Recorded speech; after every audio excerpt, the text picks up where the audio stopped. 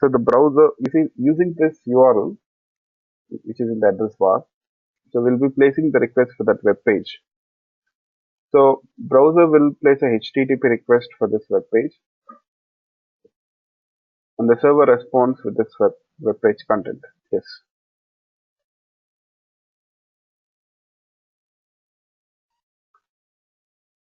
You know,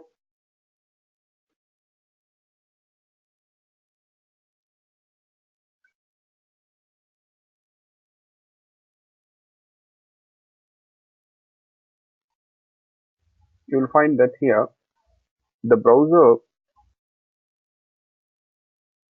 will render this HTML content. Always this HTML code, it executes on the client side itself. The HTML page will be on the server side, okay, but it is executed on the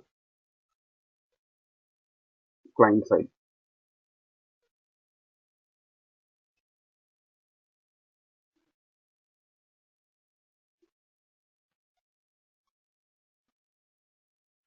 It is executed on the client side, I can say. Okay. Yes. So HTML, JavaScript, CSS, they all execute on the client side. Yeah. Fine.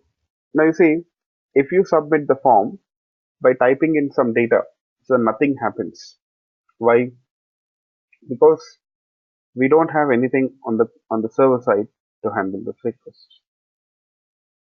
We need something on the server side here to handle this request, I can say. What is it? So this is where your Java comes into the picture. Okay, this is where we can use Java or any server-side programming language. So here, first of all, as I told you people, we have Servlet and JSP APIs to handle this request. So part of that Servlet and JSP APIs, we got a component called a Servlet which we can make use of. A Servlet.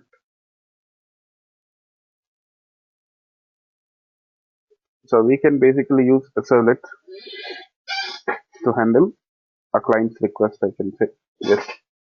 What is a servlet? A servlet is a server-side component. Server-side component means the component which executes on the server side. Okay, it executes on the server side. And a servlet is a server-side component.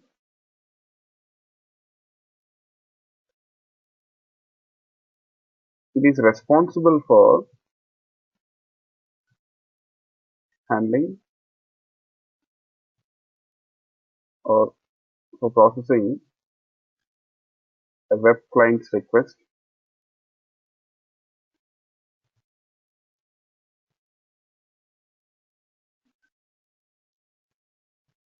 constructs the response dynamically, and sends it back to the client. So that is what a servlet does. So a servlet here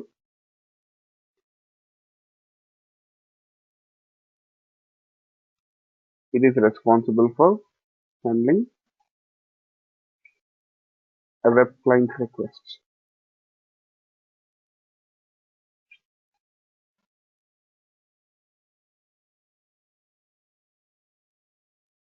You see, it constructs the response and sends it back to the client. So that is the responsibility of a servlet here. Yes. So as part of the servlet API,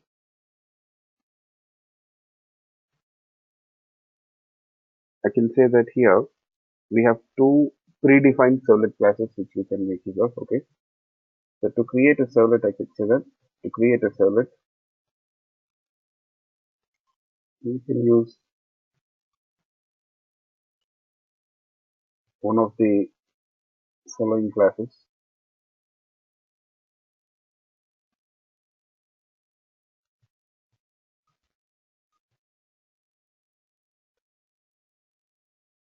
generic servlet, and the other one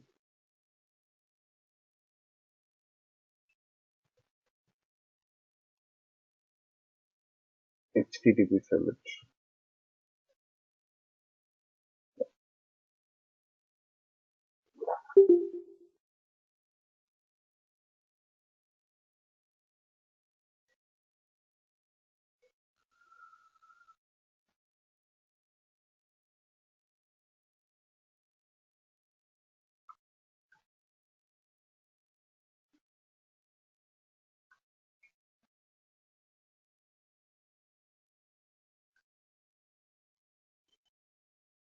Okay,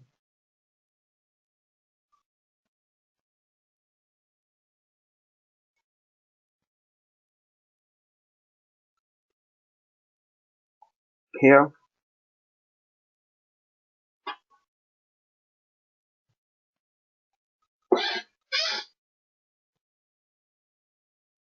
you see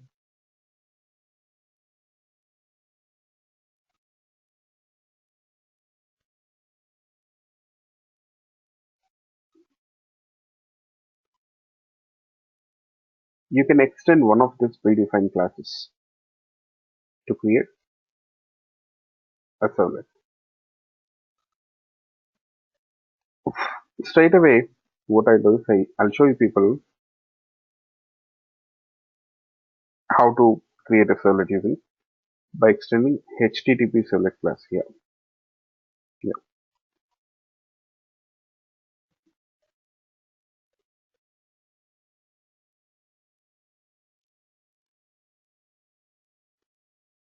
Okay. You know,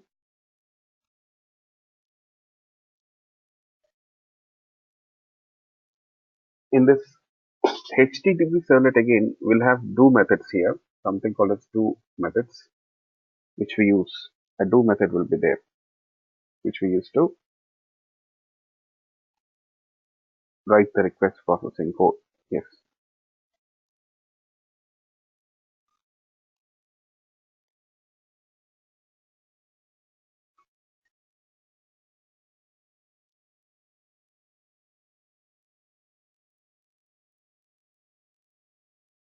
So now I'm creating that servlet, you see, where in the sample web project itself, if you can check this, under the Java resources, you'll find the SRC folder. Here you can add your Java code. Yes.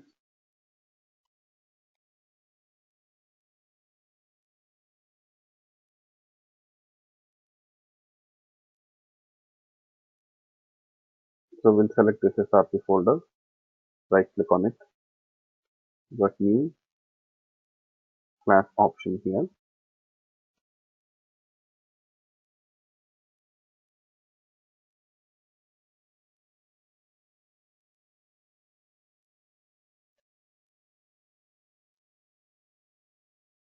com.mdc.app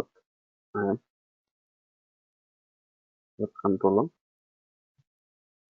They'll call it as a register controller. You can give any name you wish. Okay. Yes.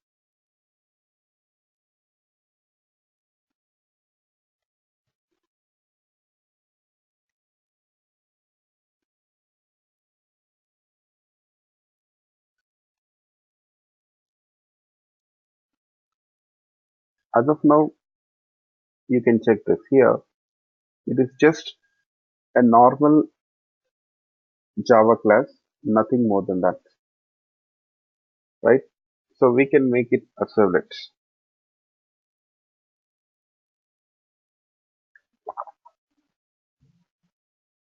We can make it a servlet here. So how to make it a servlet class? See, you can make this class extends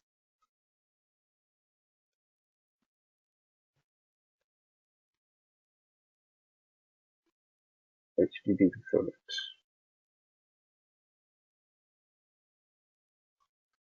See,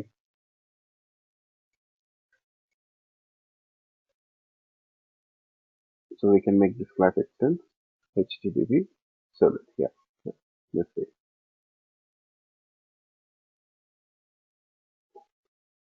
Now,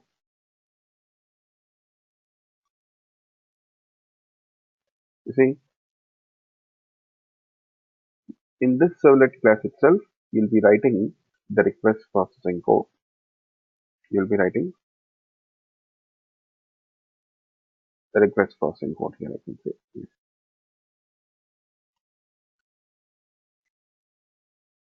In order to write this request processing code here, we have to override the two methods of that HTTP servlet.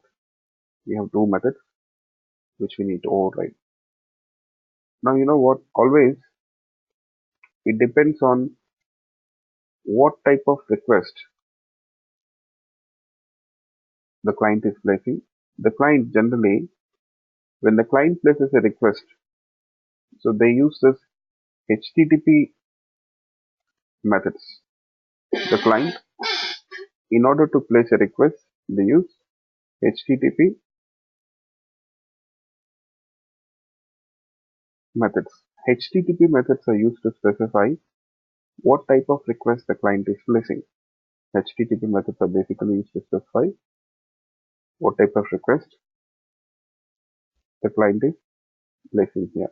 Yes.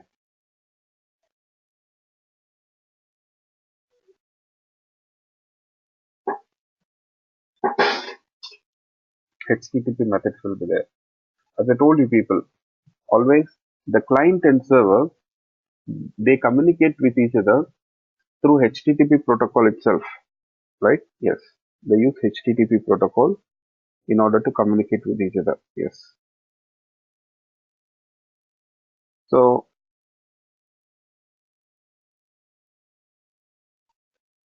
whenever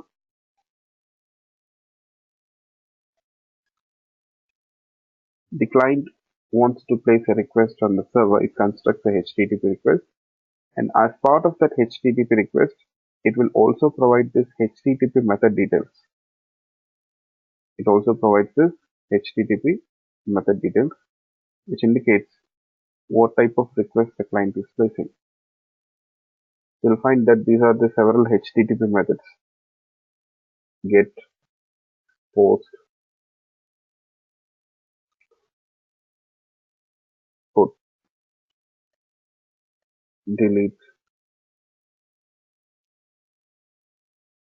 head, trace, and options. As of now, I'll just brief you that first method. So we'll be using that first method for time being. Here, you'll find that here this first method, HTTP method, it is used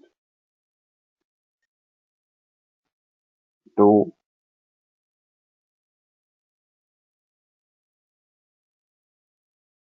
all these methods, I'm sorry, first of all these methods are used to specify what type of request the client is placing. Okay. So first method, get method, it indicates that the client here, it wants to place a request for a resource. It wants to place a request. It wants to place a request here for a resource, I can say. Yes.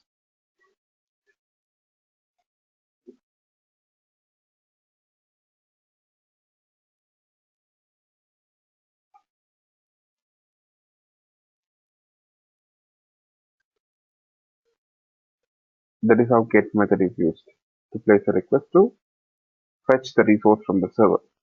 Similarly, you have post method. Post method is also used for that purpose, but it is slightly different, I can say. Post method is slightly different. So we'll see later on, but as of now, just try to understand that get method is used to place a request on the server for a resource. See, for another method is delete method, if you can check this. So delete method actually is used to delete a resource from the server. You got put method. Put method is used to add a resource on the server. This way, the client uses different HTTP methods to place different types of requests, I can say. Okay? To place different types of requests, the client uses different methods here.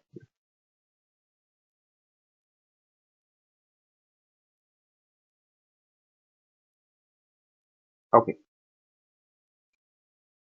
So when a client places a HTTP method GET request in the servlet also, you need to use appropriate method to to handle that request. We need to use appropriate method to handle that request, I can say. Yes.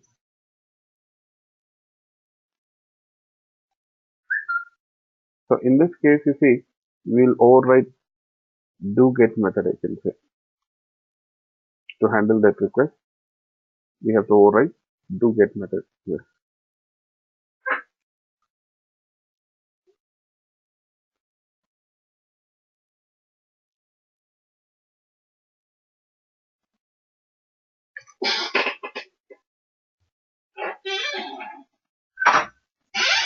Just override do get method. So actually,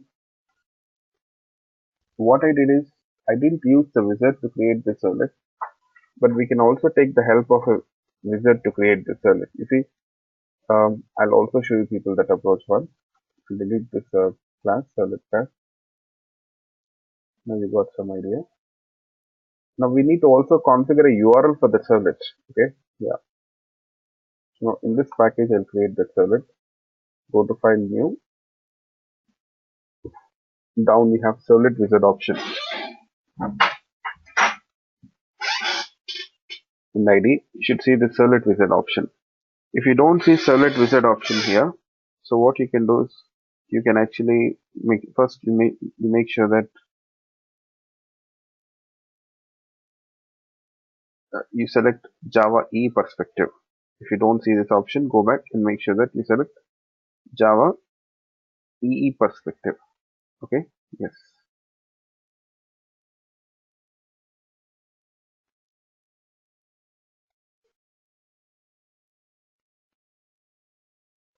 Yeah.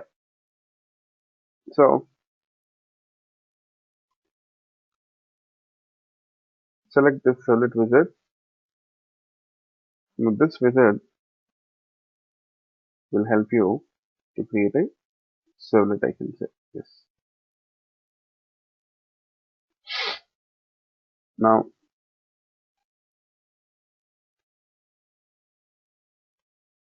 we have to provide that servlet class name. Let's say I'll call it as register servlet, register controller. Next, the super class here. You see, by default, this wizard will take that HTTP servlet here. It will take HTTP servlet. Okay. Yes. So next, you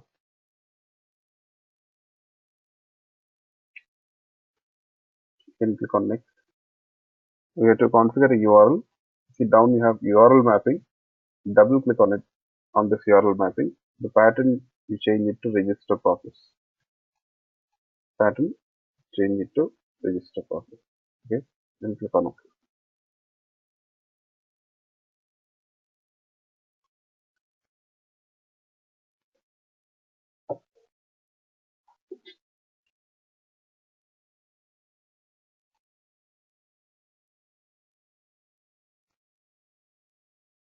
Okay. So that is the URL, a string which uniquely identifies that servlet within this application. Okay. URL basically it uniquely identifies the string within this application, and we can use this URL to access that application. Access that servlet from this application. Okay, we'll see that. Next, it's a string, any value. Okay, and to access that servlet, we'll use it. We'll see how we can do that. Yeah, just a minute, please. Just a minute.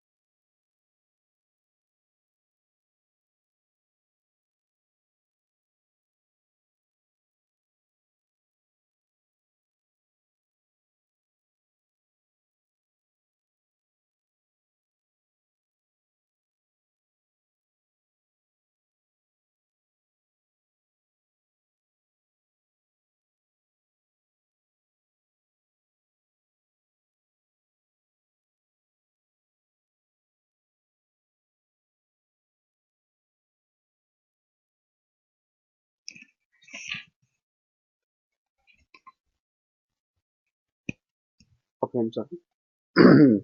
Yeah. So for every servlet, definitely you'll be having the URL this way. Next, now I'll click on next. Don't click on finish.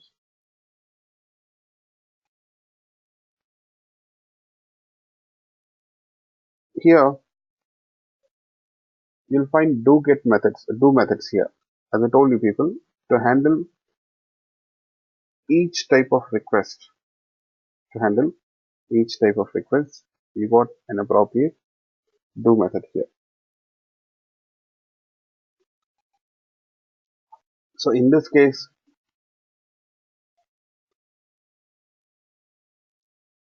I want to handle HTTP method get request. So simply override do get method. That's it. If there is any other method checked, just uncheck it. Yeah, just make sure that only do get method is checked. Click on finish.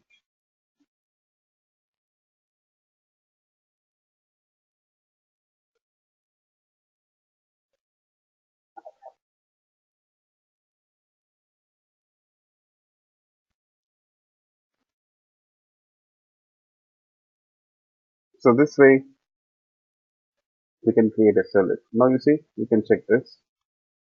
Here we got this servlet class. I'll remove all these comments, constructors and everything, just so that the people can concentrate on this method and class. Now you see, if you can check this class. So Eclipse ID helped us to create this servlet now. It extends HTTP servlet, and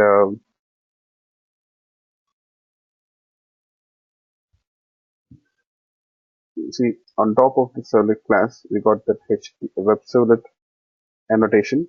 That is how a servlet is configured with a URL. You see, you got a URL over there. You got a URL. So what is the URL? Register process.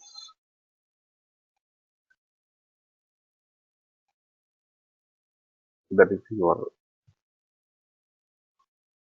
So you got this doGet method, which takes two parameters. One is a request object, which contains the request information, which is needed for the servlet to process the request. And we have response object, which will be used by the servlet to construct the response and send it back to the client.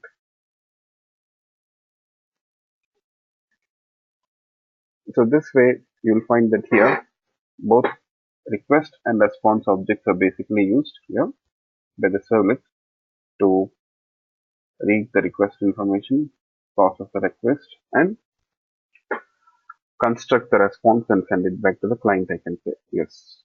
Okay. Now, whenever that register form is submitted, I want this servlet to be invoked and process that request. I want this servlet to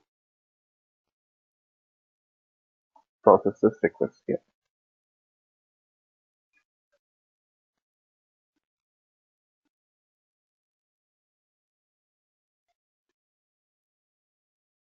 So, how can we associate this servlet to that form?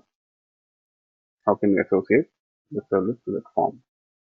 So, in order to do that, so we use this URL. So, this is where your URL comes into the picture. Okay, copy this URL. Now, go back to that HTTP page, HTML page. In the HTML page, you'll find this action URL, action attribute. I'm sorry, action attribute. Set this value to register process. That's it.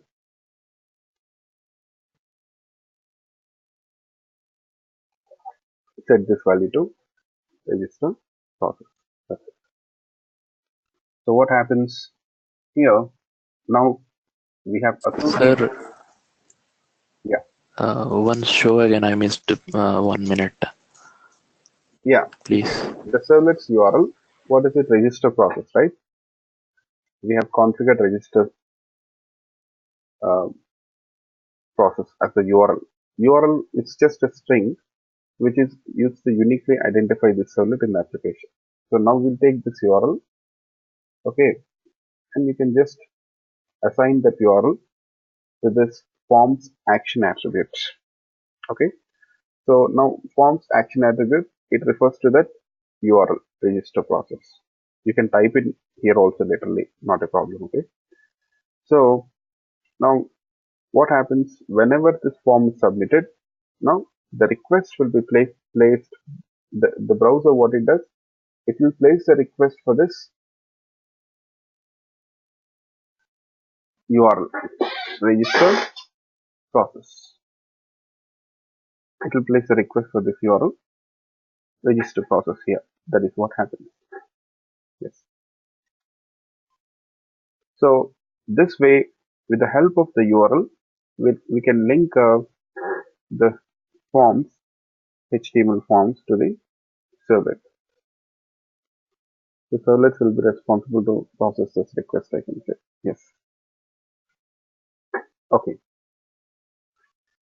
So now you understood how to link this forms to the servlet, all of you. So whenever that form is submitted, now the request is placed for that servlet. Sorry, whenever the form is submitted, the request is placed for that servlet, whose URL is register process.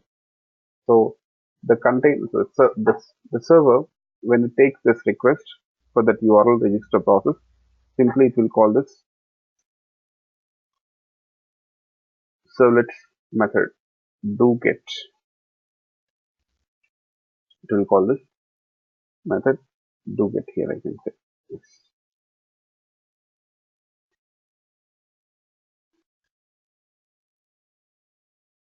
Okay. So now let's try to understand how to process that request. So before we process the request, I want to show you people one more thing here. What is it? Let's see. You got this form, right? Just refresh this form once, and then here let's type in some data. Okay.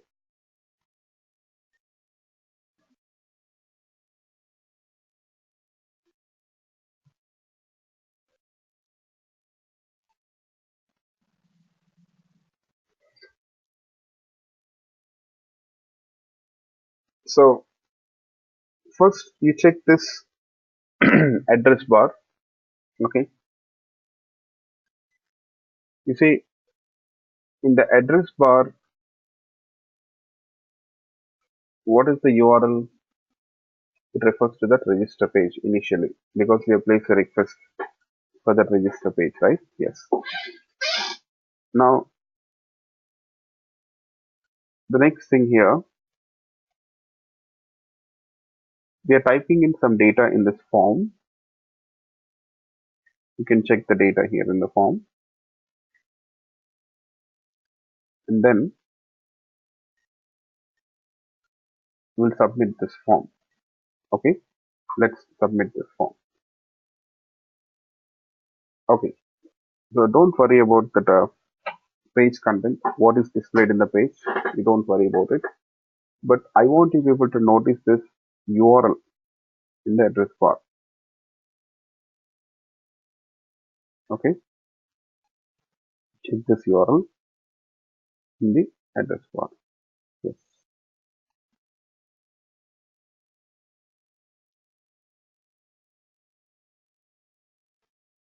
You see here, I'll copy this URL from the address bar. Let me just do that. Till here, HTTP localhost 9999 sample web proj, it refers to that application. After that, what you have, register process. What is this register process, by the way?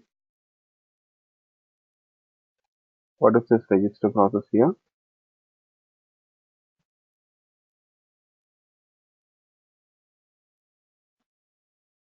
The URL of the servlet. You see, as I told you people, whenever we submit that form, now the request will be placed for that servlet using that URL itself. So that URL is used here. Yes, register process. Now, here,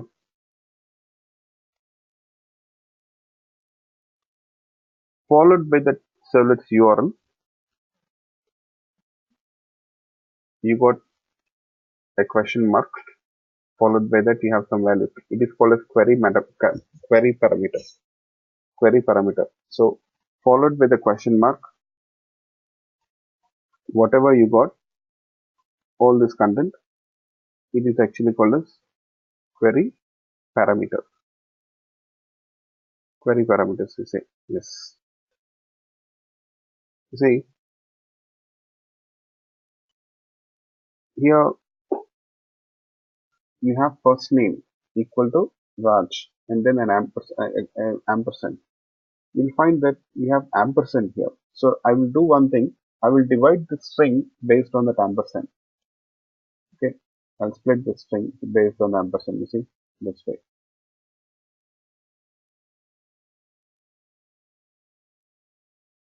Yes. You see, if you keenly observe this first name, last name, city, what are they? They are all text field names which you gave. What are they basically? They are text field names. I think.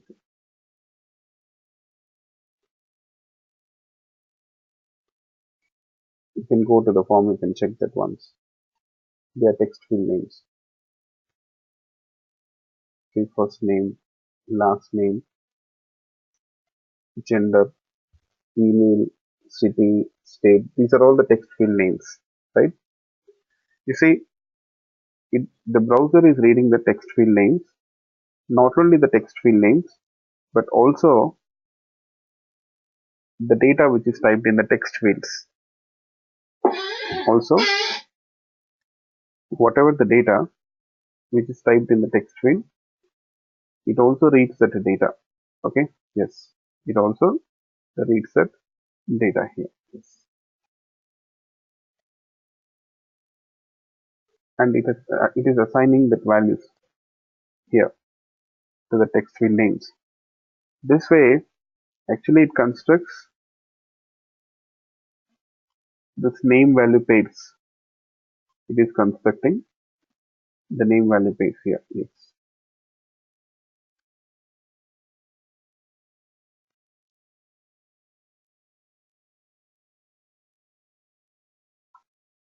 These are all various name value pairs. We call them as form parameters also actually. We call them as form parameters actually. Okay. Yes. They are form parameters.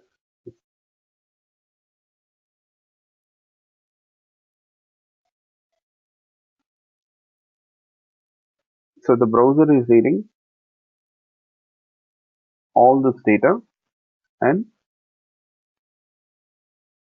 it is constructing this form parameters. It reads that text field name and the value is assigned to the text field.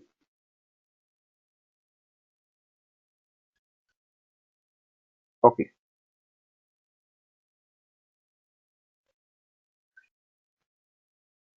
You see each name value pair here, it is separated by an ampersand again. It is separated by ampersand here. Yes.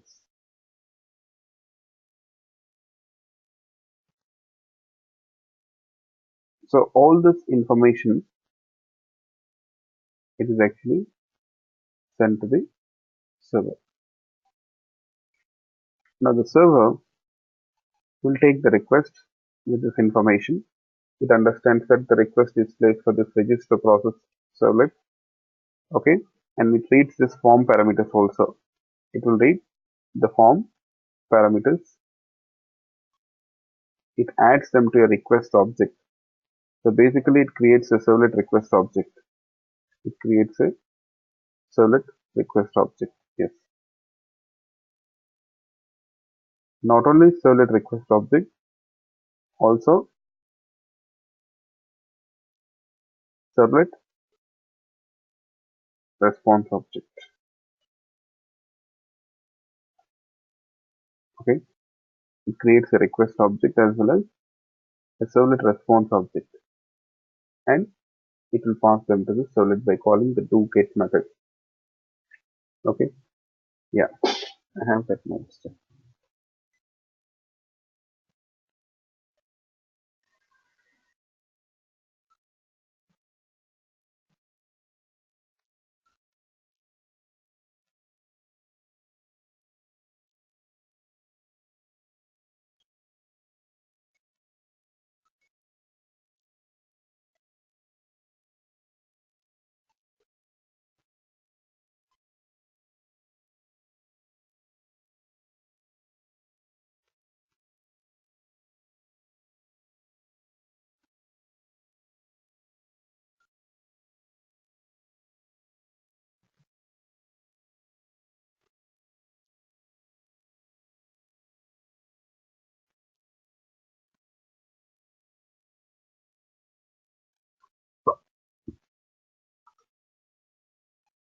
See,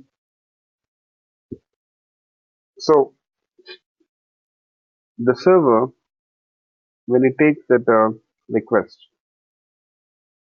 from the client, what it does immediately, it constructs a servlet request and a response object, I can say. Okay, it constructs a servlet request and response object here. Yes. So you see, servlet request object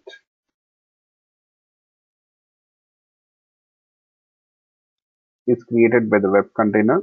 The container means your server itself. Okay.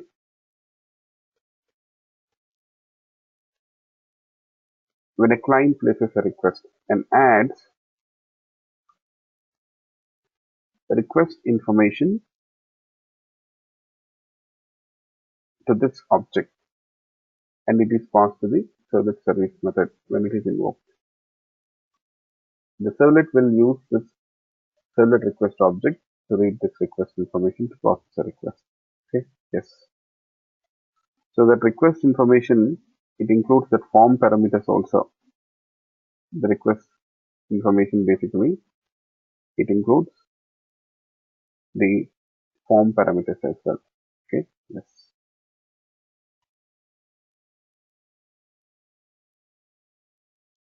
So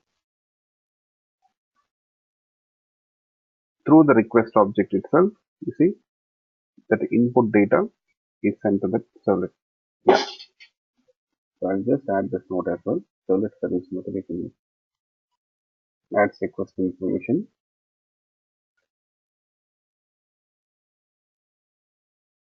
which includes form parameters as well. Yeah. Okay. So similarly, you see, along with the request object, always the container also creates a response object. The servlet response object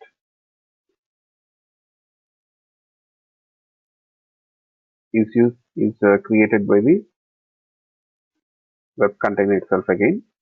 When a client places a request and adds response information to this object, and it is passed on to the servlet service method when it is invoked. The servlet will use the servlet response object to send the response back to the client. Yes, servlet will use this response object to send the response back to the client, I can say. Yes. So that is how it is used.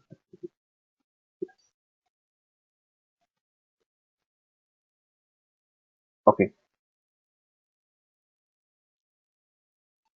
So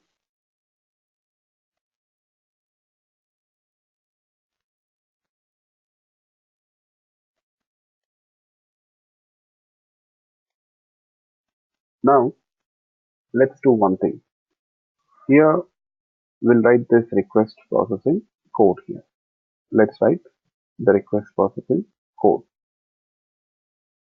For that, request processing code means what we are supposed to do here. You see, when the form is submitted, register form is submitted, this servlet will be invoked, right? So what are we supposed to do here? What do people think? Yes. What are we supposed to do here? Yes.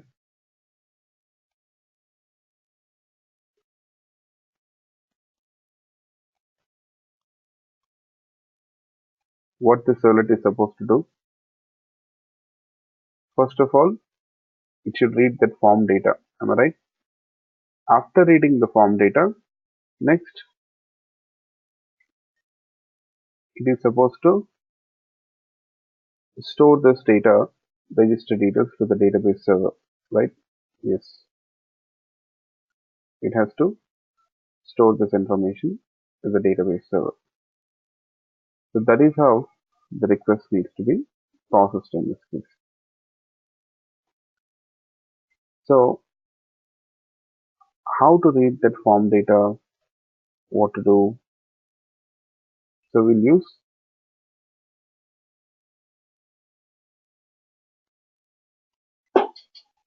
a method from the request object itself. Request.getParameter, and you have to pass the parameter name. So for example, I want to read the first name. So just pass first name here, that's it. Similarly, you can read last name, you can read gender,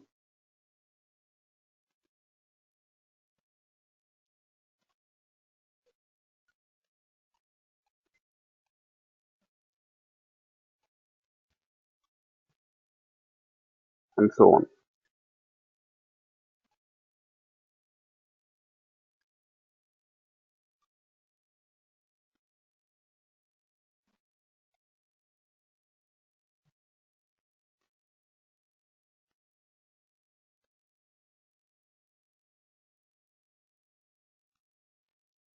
Okay.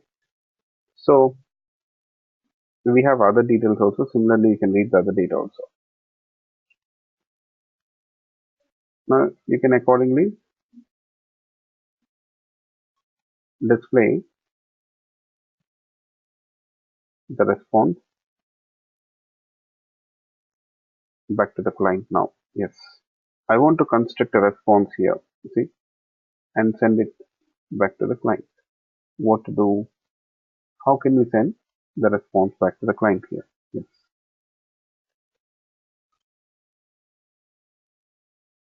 You see,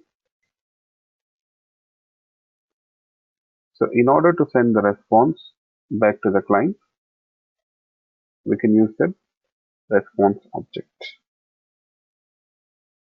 Okay.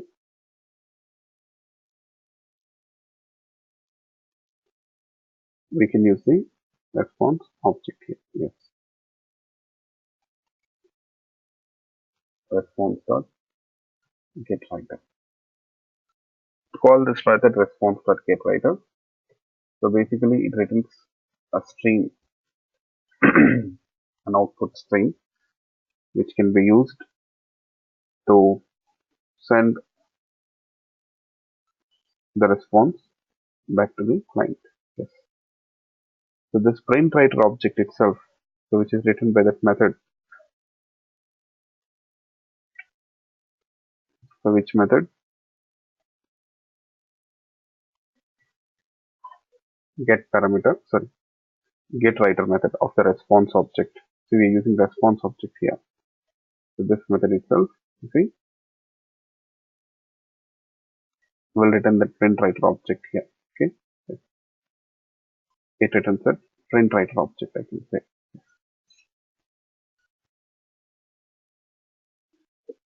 Out.println. Now just to construct a simple HTML page. See, on the fly we can create a HTML page with the help of the servlet. Okay, we can do this.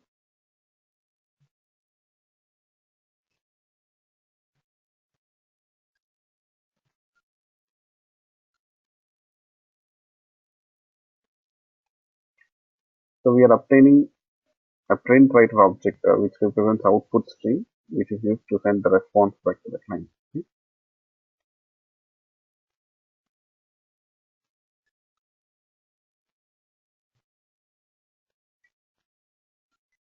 It's a channel, you can think of it as, which can be used to send the response back to the client.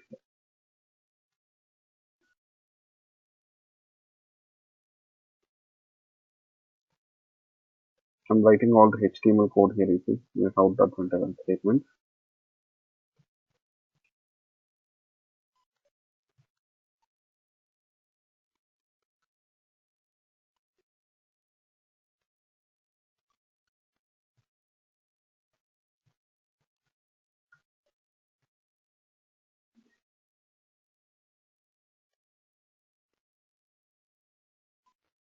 I'll print first name and email address like this.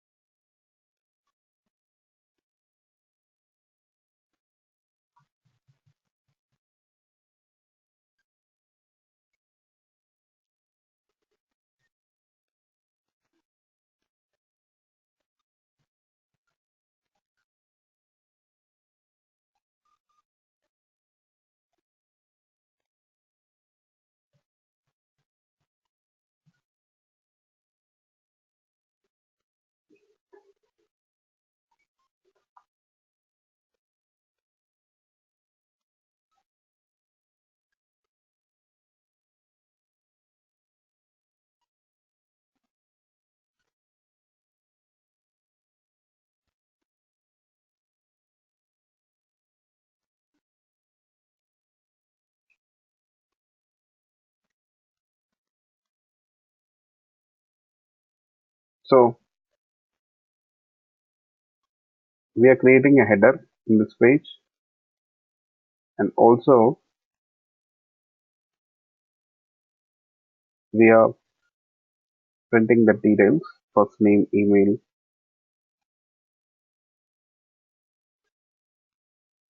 So let me just close this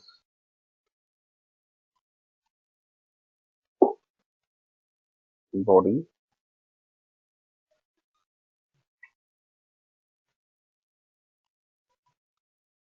and HTML tag. That's okay. Yes. So this way we can send this HTML content back to the client, to the browser, I can say. So what the browser will do with this HTML content, it will simply render this response.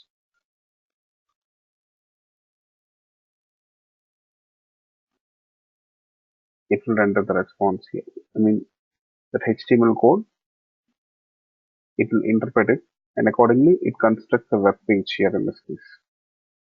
What it does, it constructs a web page, I can say. That is what it does. Okay. So let's deploy this application once. I'll redeploy this application once.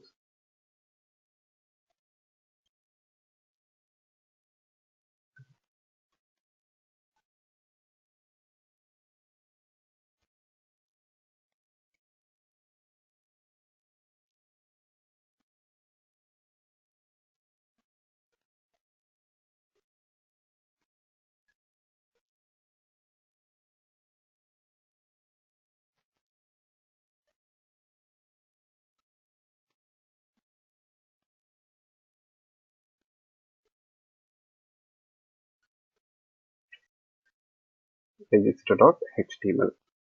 See, I'm placing the request to the register form.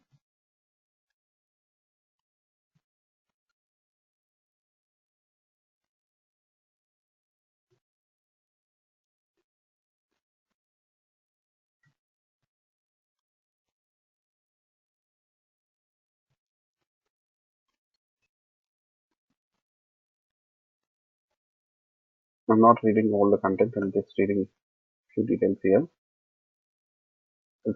I'll submit the form. You see, you got the response here.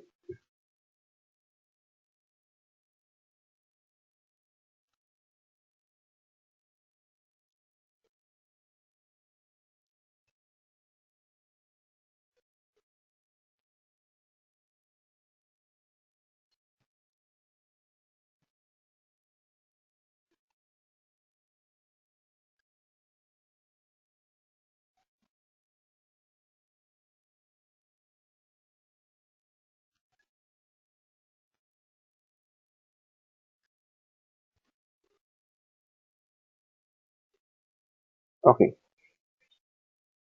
so this way a servlet is used to process a client's request. You see, the servlet here, it resides on the server side itself, right? It executes on the server and it is responsible for processing the client's request.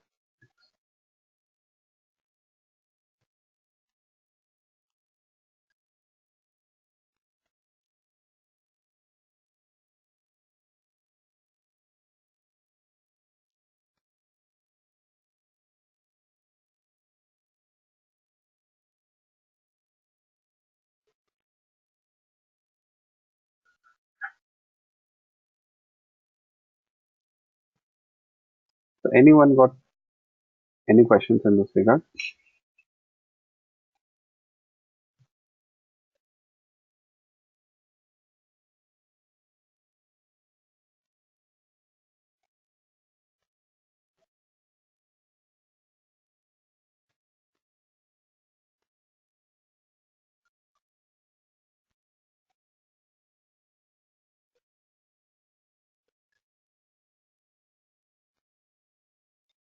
Okay, good.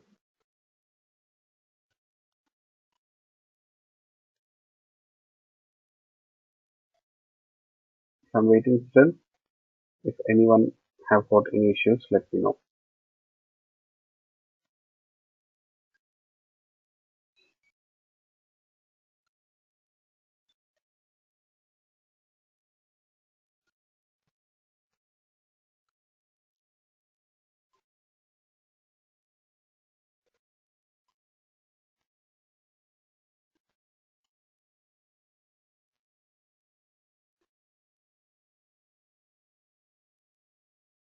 Okay,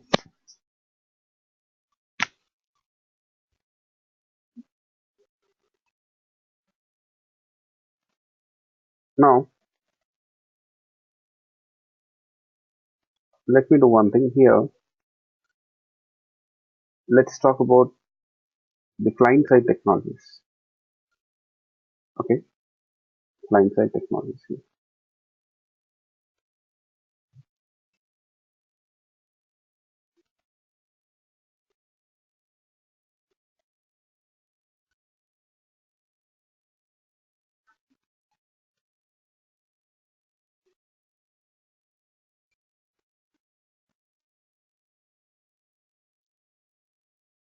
First of all, I'll teach you people some basics of HTML. Okay, let's see.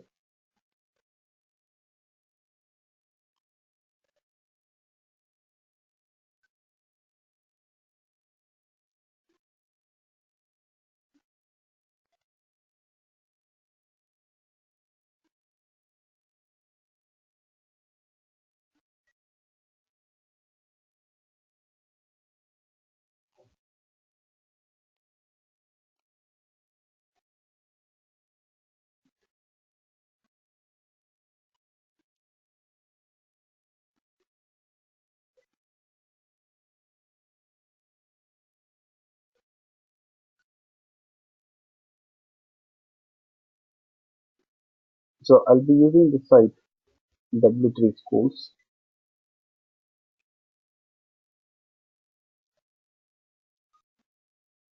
I want you people to use this site here, learn this HTML,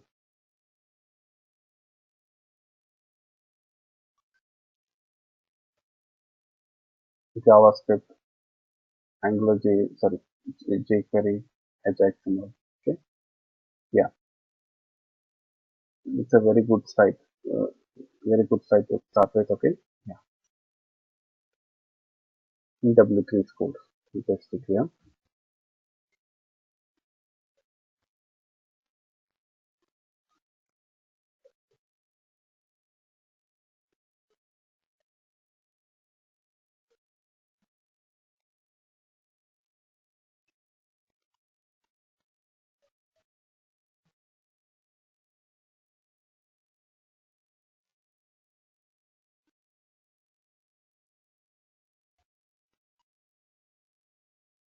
So,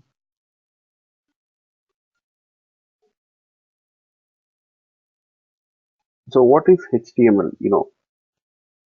HTML,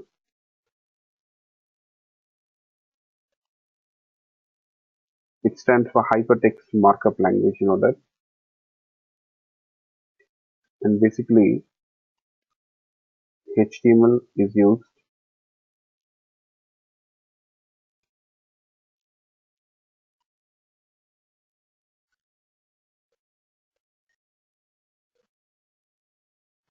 to create web pages.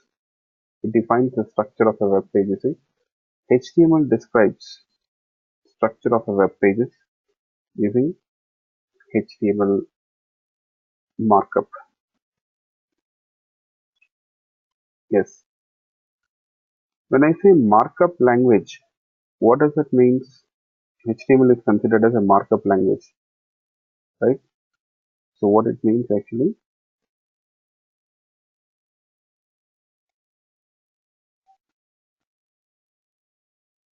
so what is a markup language?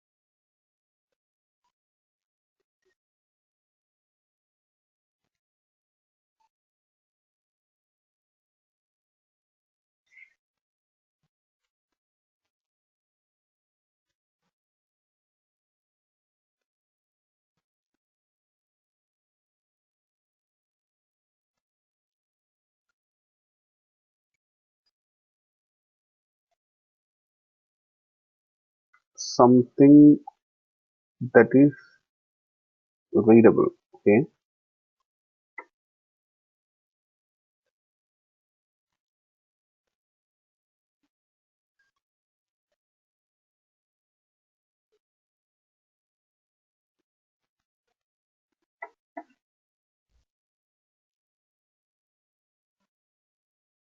You see, generally, when we talk about any markup language, yes, so you will find that it is used to mark some text to indicate how it needs to be rendered. Yes.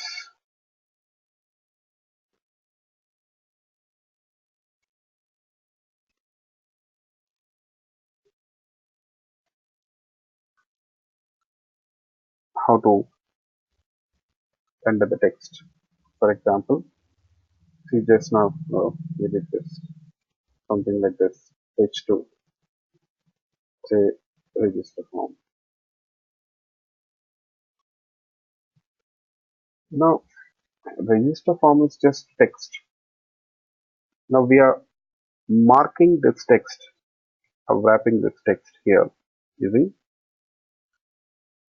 this tag or element H2, I can say.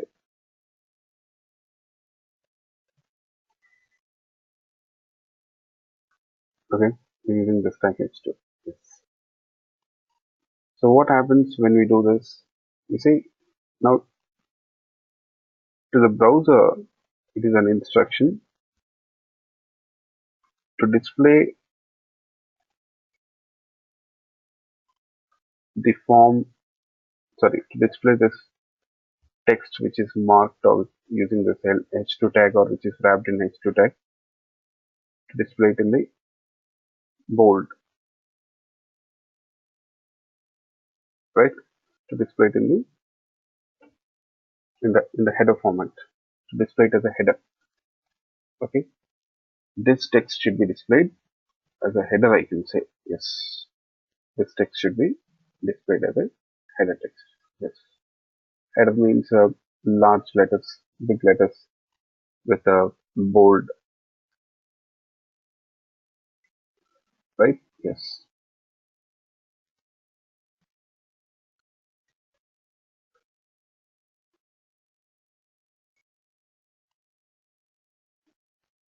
Similarly, we'll use another tag called as paragraph.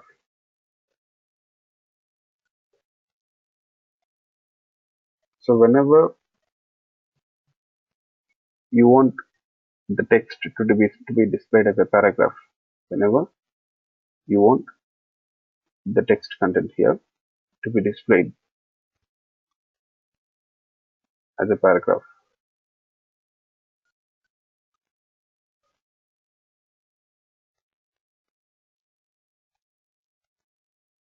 in that case, what you will do,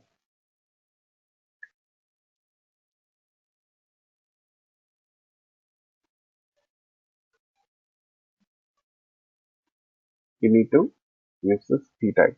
So we are wrapping it. Again, we are marking this text I can say, right? Yes, we're marking this text here. So this way, always we use HTML to mark the text or tag the text, which indicates that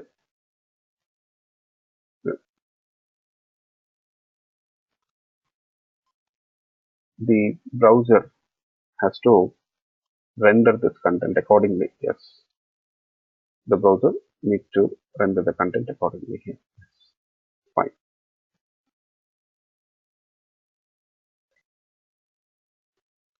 So I hope you people got it. So this is how markup languages work. So always we wrap the text or we say mark the text using some tags or elements. We say the tags or elements have got some specific meaning. Accordingly, browser will render the text based on that elements. You see, in this case, as I told you. Now this text is wrapped in H2, which indicates that this content has to be displayed in the header format. Yes, as a header. Yes. So hope you people got it.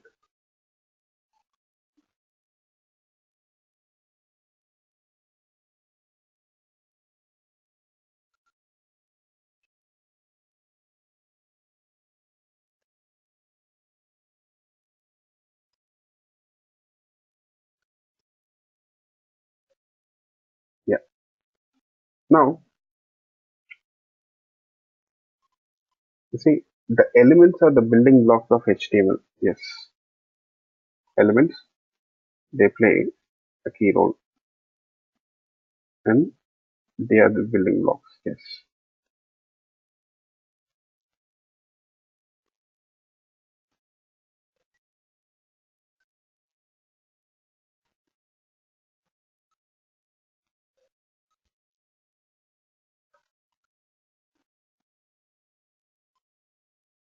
You see the HTML elements are represented by tags.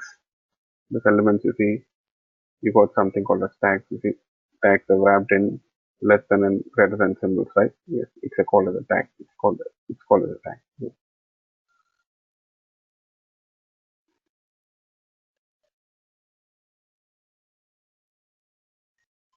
So HTML tags are basically predefined. Okay. Yes. And the last point, which is important, browser does not display the HTML tags, but use them to render the content of the page. Use it to render the content. It understands how to render that content. It's based on the tags itself. Yes.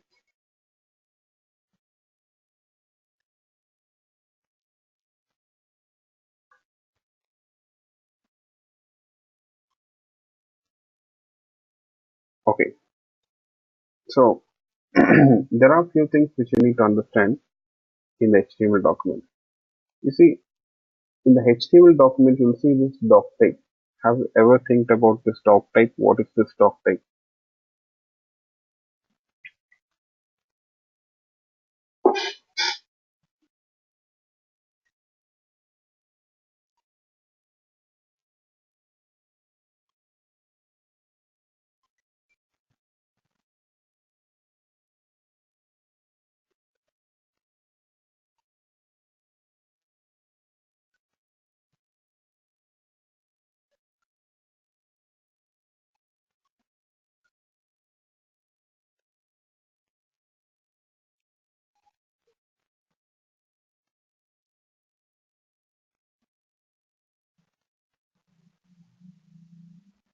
Yes.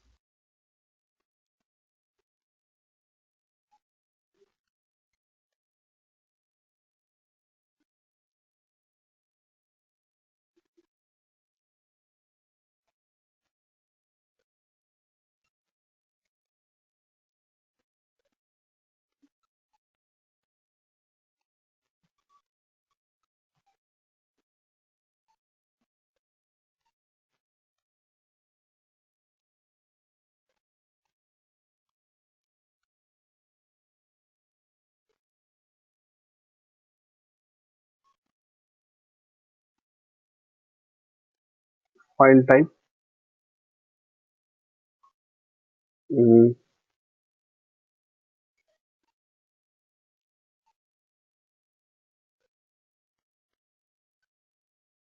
no.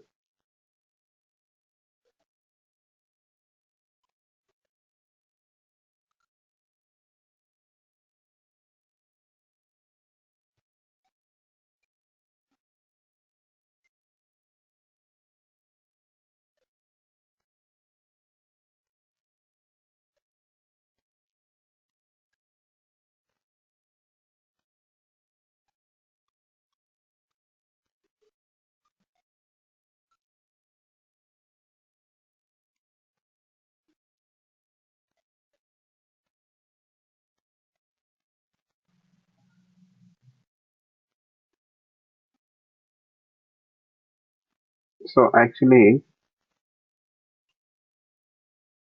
it's not the file type. Yes.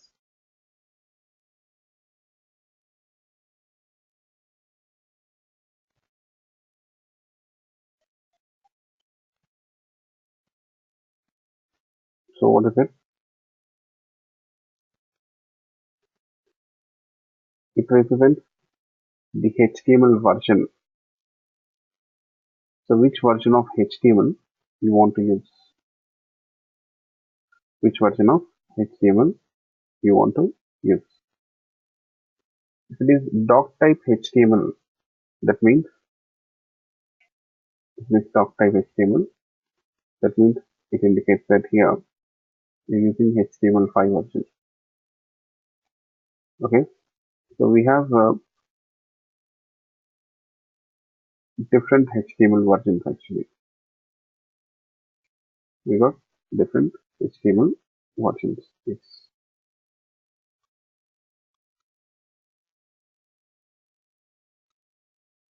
So what are the versions? We have 4, 3, 2, 1. So currently HTML5 is used a lot. Okay. You see, doc type HTML declaration defines this document to be HTML5. That means it adheres or it follows HTML5 version specifications. Okay. Yeah. So the root element of HTML is HTML element. Okay. And you'll have head element under the HTML, and we have a title. So generally for every page you'll have a title. Can you see this here for this web page? What is the title? Introduction to HTML. Can you see that extreme top left side? Extreme top left side.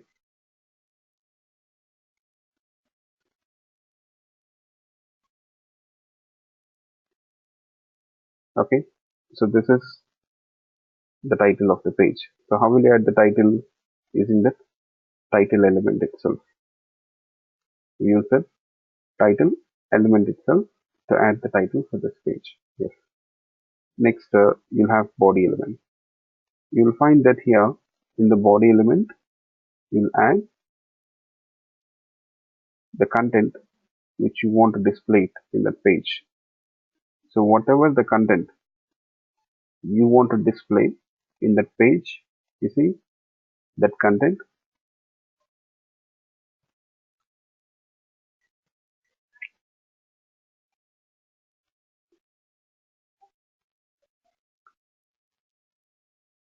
it will be displayed in the page here. I can say the content is displayed in the page. Yes. Next, we got header tags. Just now we discussed about it, paragraph tags and all. Fine. Next,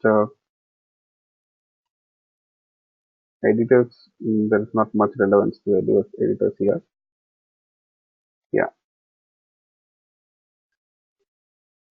So always remember one thing, a HTML document, it must start with a doc type declaration, okay, which indicates which version of HTML you're using in this document.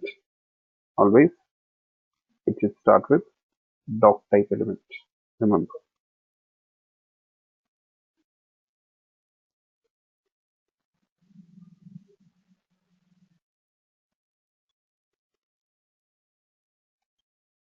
Okay. Yes. Here, so the HTML document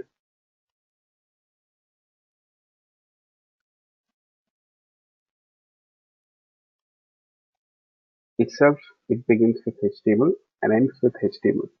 You see, most of the elements in HTML will have a start and end tags, I can say. Okay, we'll have the start and end tag. The end tag will always have the slash. And check this, you'll have a slash. Yes. And as I told you people, the visible part of the HTML document is the body. So whatever you add to the body, it will be visible in the page.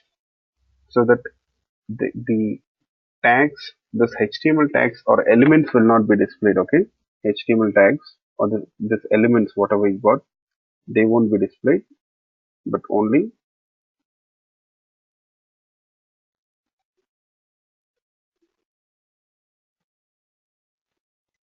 the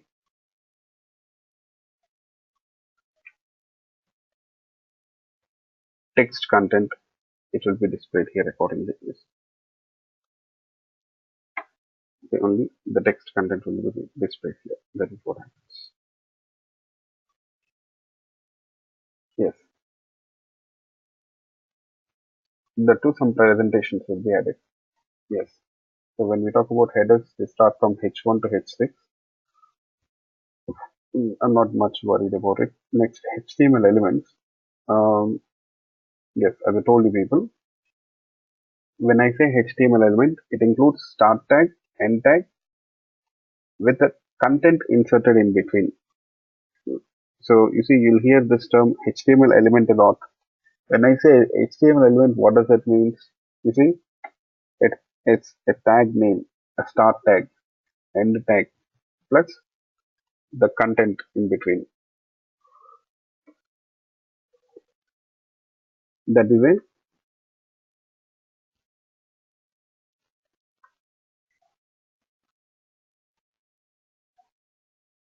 HTML element. Yes.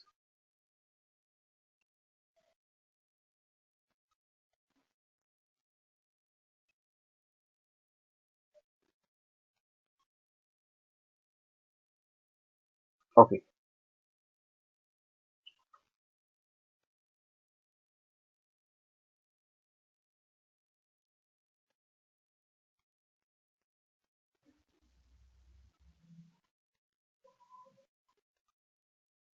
You see, this is an example for the element. You can call it as an element here. Sometimes people just say only start tag or end tag is an element. That is not the case. Okay. So element includes the start tag, end tag, along with the text which is wrapped here. Yes.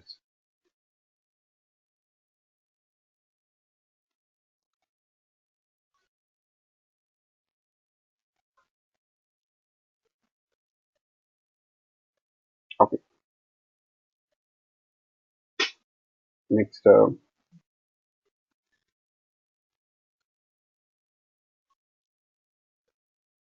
we have attributes. You see, you'll find that HTML elements will have attributes. And attributes are basically used to provide some additional information. Attributes are actually used to provide some additional information, I can say. Yes.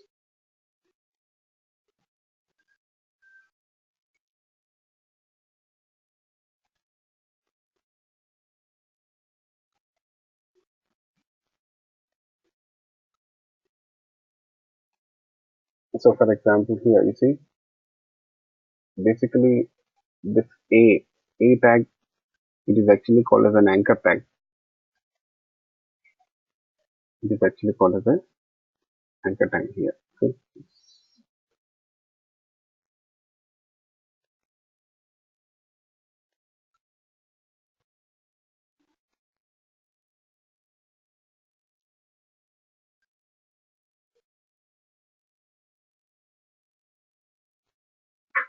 You'll find that here the anchor tag is used to create a hyperlink. Anchor tag is used to create a hyperlink. Yes.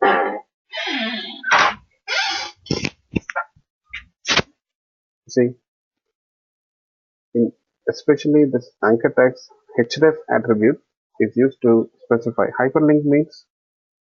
See, this hyperlinks will help you people to navigate to another page or another site. Okay,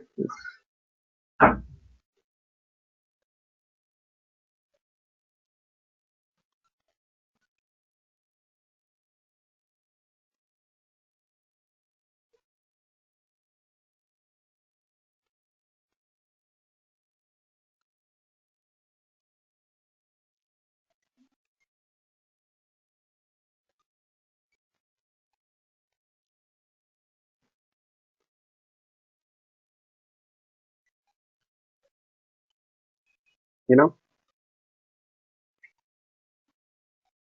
in this case, if you can check this here, you got this hyperlink on the right side. If you can check this, this is a link. Now, if user clicks on this link, what happens? Will be taken to another page or on the site. You see the page details or the site details you have it here in this href attribute.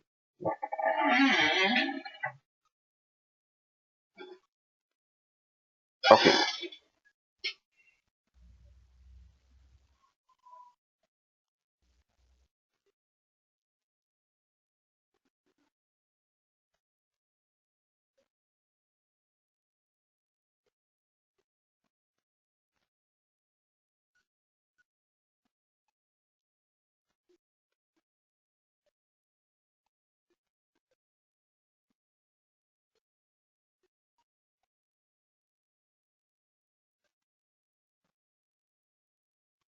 you see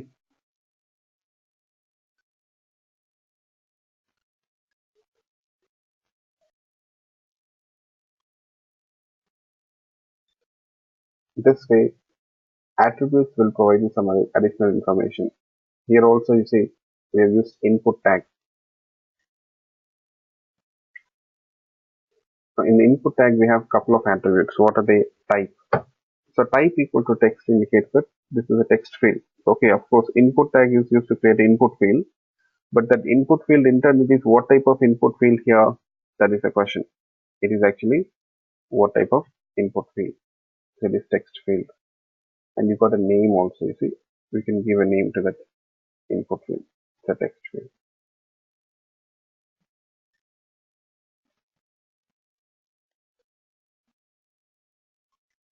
That is what it indicates. Yes.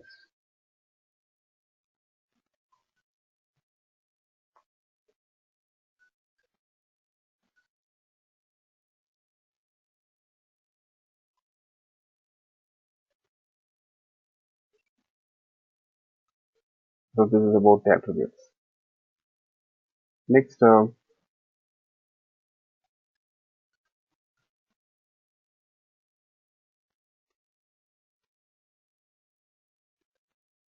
as we move further, I'll discuss more of this HTML. Okay.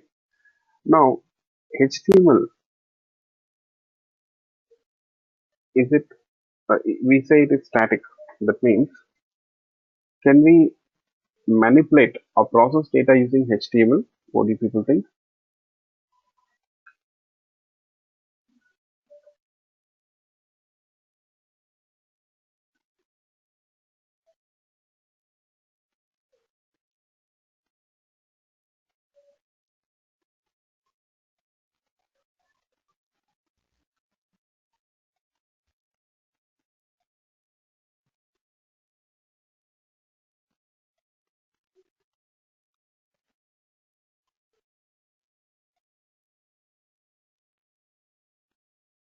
Yes. Can we process data or manipulate data using HTML?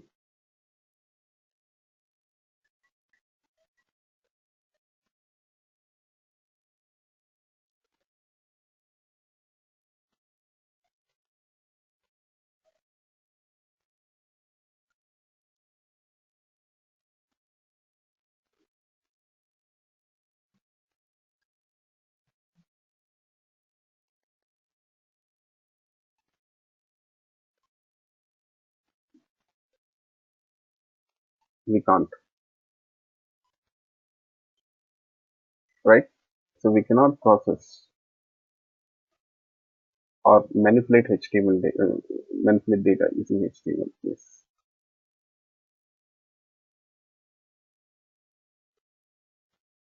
You'll find that here we can only present the data, right? Or render the data here. That's all we can do with HTML. But we need some processing capabilities also on the client side. Yes.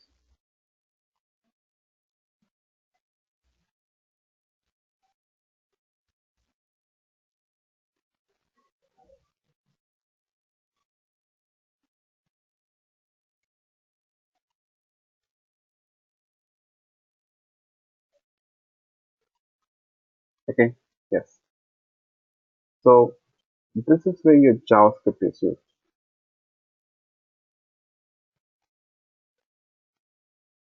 What exactly JavaScript is? So we say JavaScript is a client-side scripting language. JavaScript is a client-side scripting language. So when I say client-side, because it executes in the browser, in the web client, we call it as a client-side scripting language here. Yes.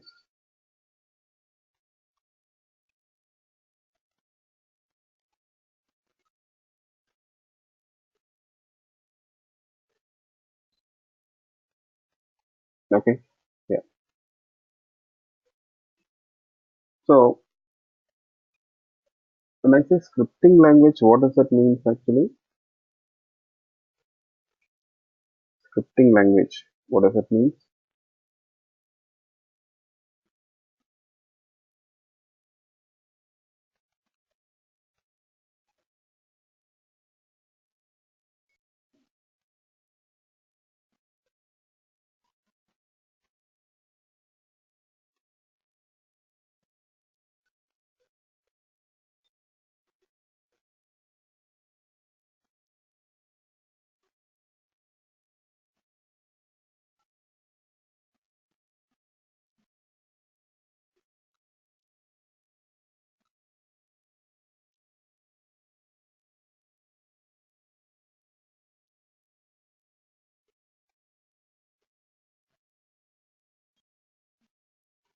Scripting language. Scripting language means the language code which can be embedded into another language code here. That is scripting language. The language code which can be embedded into another language code. That is called as scripting language. The language code which can be embedded into another language code is called as scripting language. Yeah. So JavaScript, without JavaScript, we cannot imagine or think of web pages. So JavaScript helps us to make pages dynamic, interactive, you know, handle validations on the client side. We can do all these things with the help of JavaScript. Yes. Now, how do we work with this JavaScript? How it looks like? I said it helps us to make the page dynamic, interactive, right? So let me just demonstrate it with an example. Okay. Yes, I'll do that.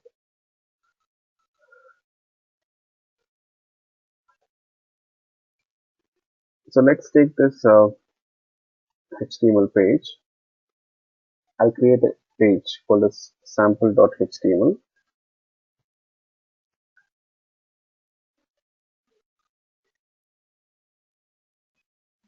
Let's say I got a header. Okay,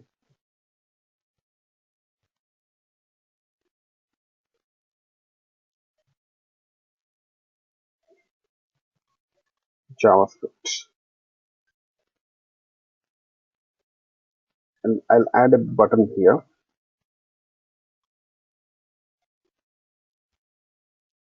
Div is for division. It means I'm just creating a small portion of uh, page here. In this, I'll add a button.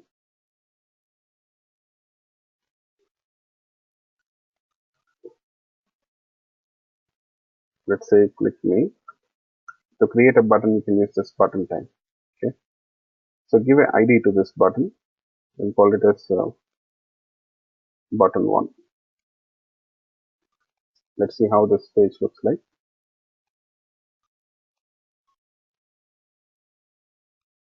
So we got a button and a header with the name JavaScript. That's it. Now, whenever I click on this button, I want that header content to be changed. Okay. Yes. When user clicks on the button, I want to change that header content to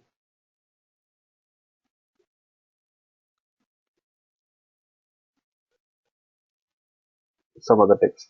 The header text should be changed. Let's say JavaScript is scripting language, or just text is a scripting language. That is what I want to display. So what to do? So using plain HTML, it is not possible. So this is where your JavaScript comes into the picture. So you see, I have to embed JavaScript code here into this page. To add that JavaScript code, I'll use the script element. See, where you will write it in the head element. Just above the body element, you got the head element, right? Above the body element, you got the head element. And in the head element, you write this JavaScript code here. Yes.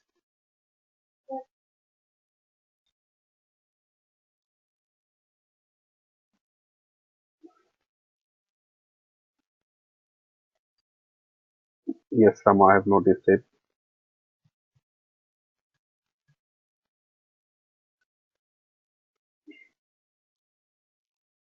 I'm not sure.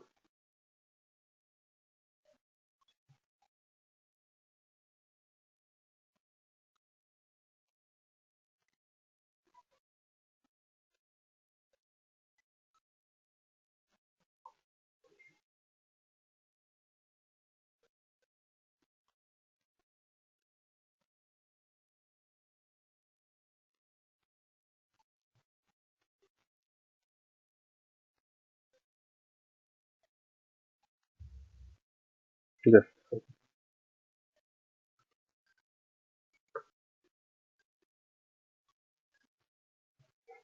yeah, sorry. Now you see, how do we handle this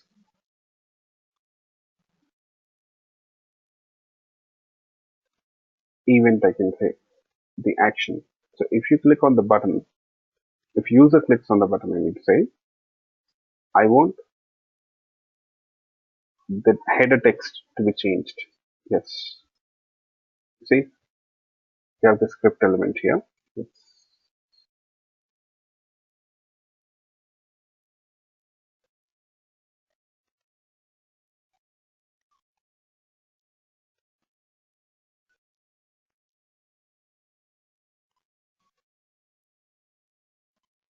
in this script element now, I'll add a JavaScript function. You see, you can add a function here. You can define a function using this function keyword. Uh, Here, the function name you can give anything.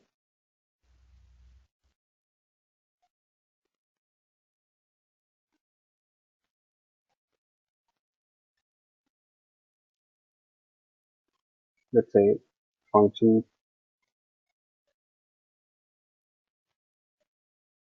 You can give any name, say process.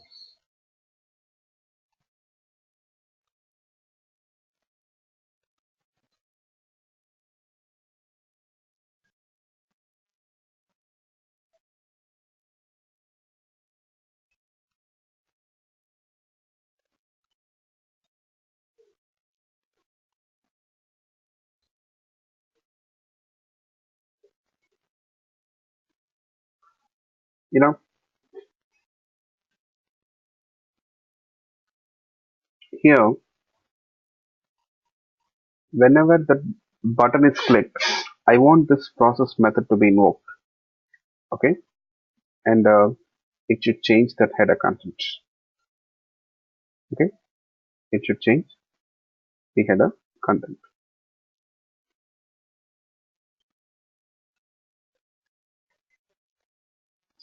How can we do that? So this is where we can use events. You see, button on click, we call it as on click. On click equal to when this button is clicked, we call the process method here. Yes, this way. Say on click event.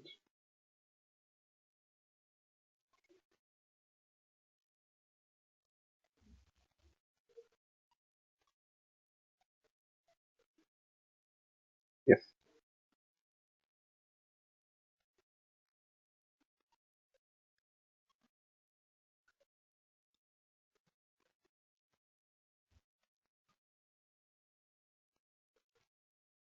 You know,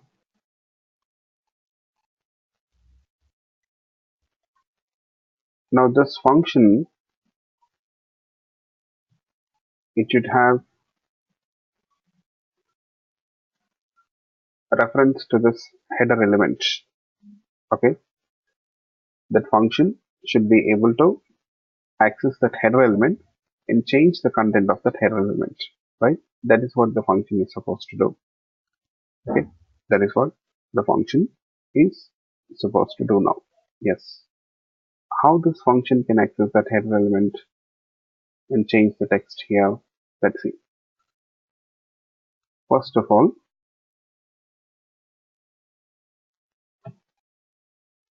you give an ID to this header element.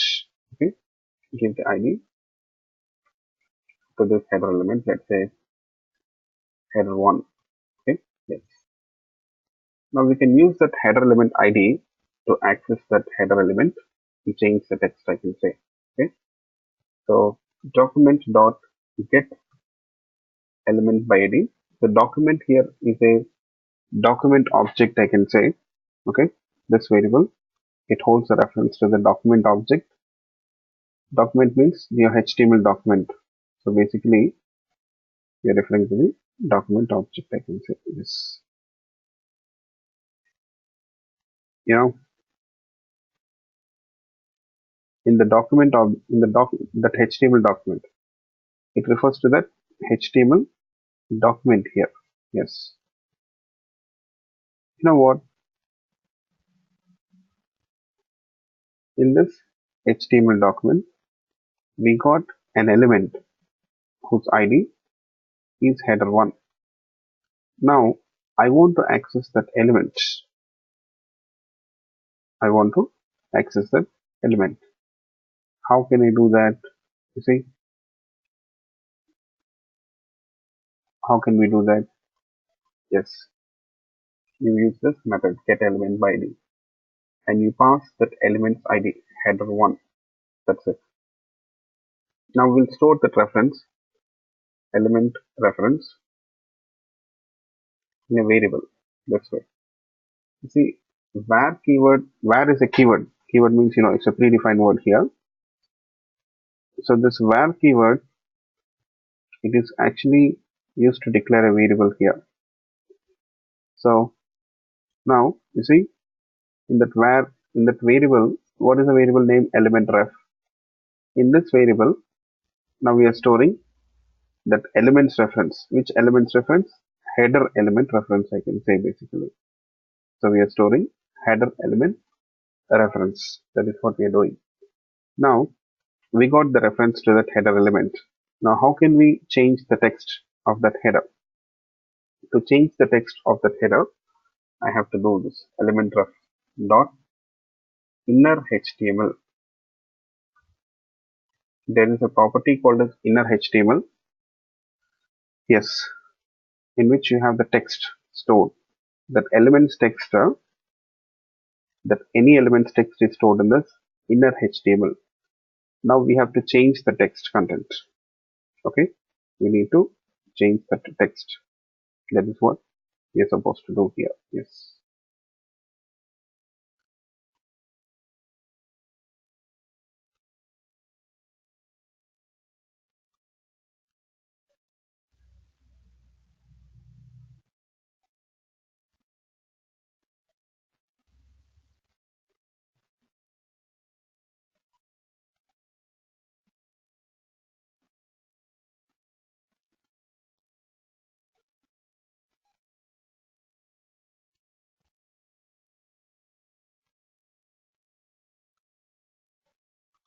So let's see. Here, I'll call it as is a scripting language. This is the change.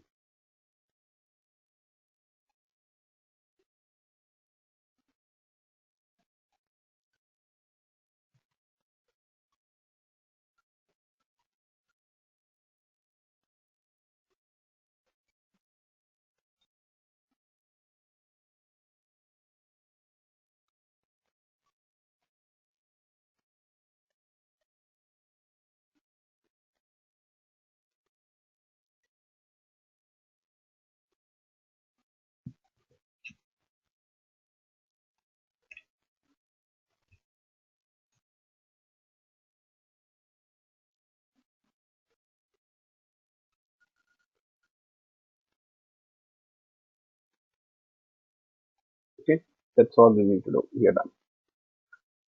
So this way we can use HTML. You see, sorry, JavaScript. Well, let's just test this code. I'll refresh the page. Make sure that you open this page in the browser. Next, you see, I'll click on this button. Let's see what happens. You see, the text has changed. This is a scripting language.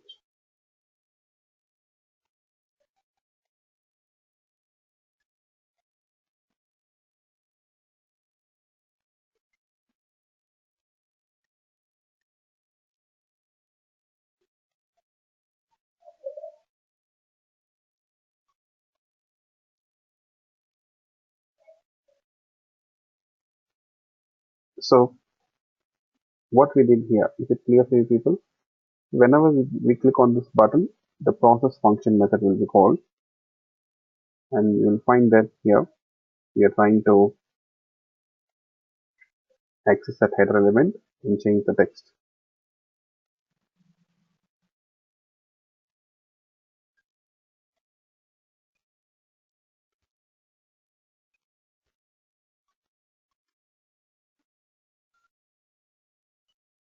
Yes, is it clear, all of you?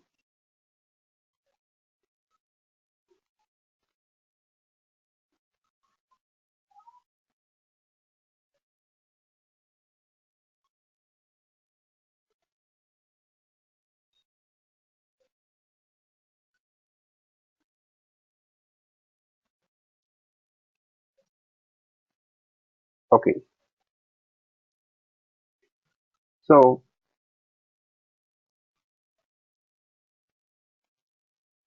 now if you want to understand work with JavaScript properly to add some dynamism to your page, okay, to make your web page interactive, you need to know something called as HTML DOM and DOM API. You know, you'll find that the syntax of JavaScript will be similar to the syntax of Java, actually. You can say syntax of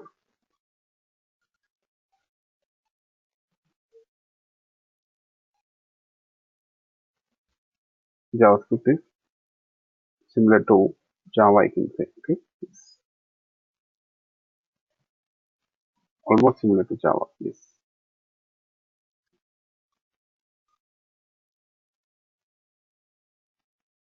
So first of all, even before talking about DOM, so let me just show you people some basics of JavaScript also. Okay, Yes, let's talk about it.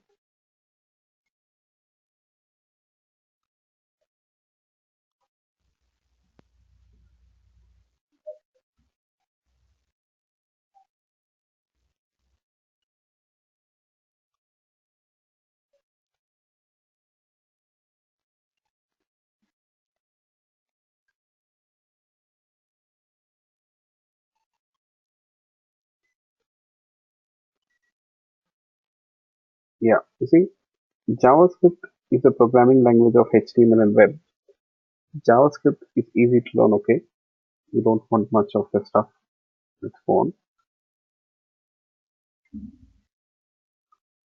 So, you see,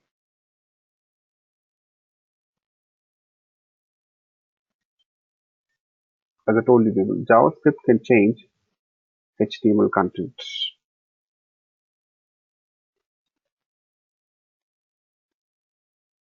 JavaScript can change HTML attributes. You know, there is an example shows what we can do with JavaScript. You see, you got two buttons above here. If I click on this button, turn on light. Okay, we got this and turn off light. You see, so these are the effects which we can have here using JavaScript. Yes. Okay. So it adds some dynamism.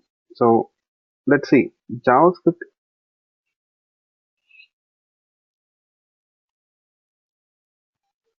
In JavaScript, you'll find that here generally we declare the variables using var keyword.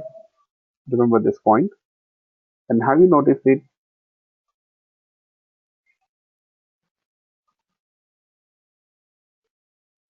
While declaring the variables, you see we have declared three variables here. If you can check this x, y, z.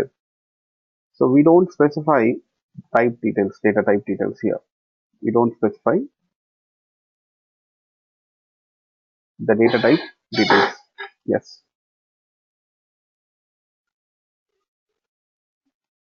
What we do, see, we are we're just declaring a variable followed by that var keyword and the variable name. So that is what we are doing here. That's it. You see, we don't have to specify the data type. So based on the value which is stored in that variable, the data type will be decided here accordingly. Yes, based on the value, the data type will be decided. Yes. Okay. Next,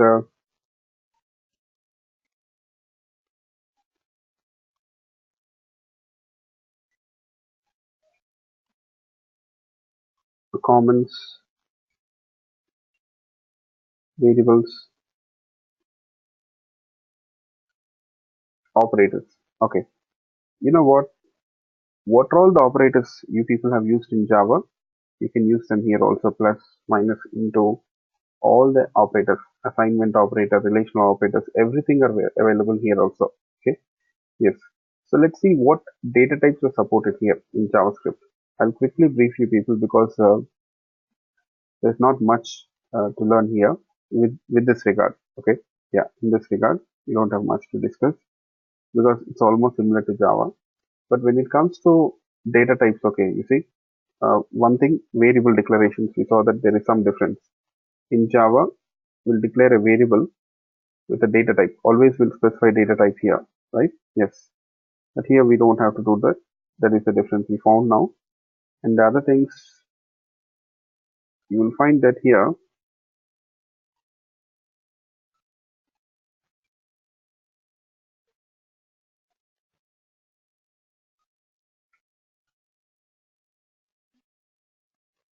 how the data type will be fixed for a variable then, you see, based on the value which we store, based on what type of value we store, based on that, the data type will be fixed. You see, in this case, if a variable takes a number, that variable is of type number. If it takes a string, it is of type string. Okay. If it takes an object, you see, this is a JSON object. we say JavaScript object.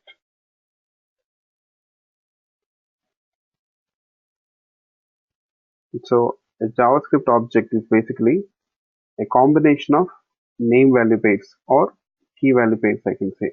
A JavaScript object is a combination of name value pairs or key value pairs. So in this case, you know what? Here you have two properties, first name and last name. Yeah. Similarly, here we can have any number of properties in an object, and each property can hold a different type of value, I can say. Yes. So we'll discuss more of this JSON object later on. Okay. Yeah. So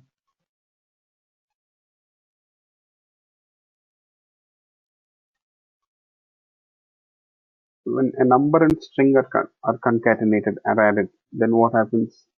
You'll find that the result will be string itself here. The result is going to be string itself. Okay. Yes.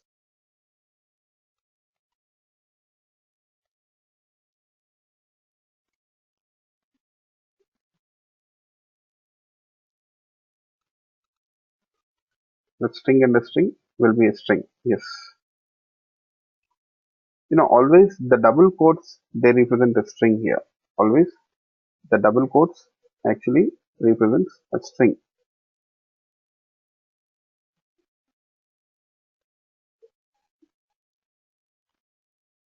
Double quotes represent a string. Yes. Functions. Just now we saw how to define a function, right? Yeah. So this is how you'll define a function. Always we use that keyword function. Function followed by the function name, and the function may take parameters, or you may have a function without a parameters. That is also possible. A default function, I can say. Here you'll find that even for the parameters there won't be any data type details. Generally in Java we specify the data type details for a parameter, right? But the thing is here, for JavaScript functions,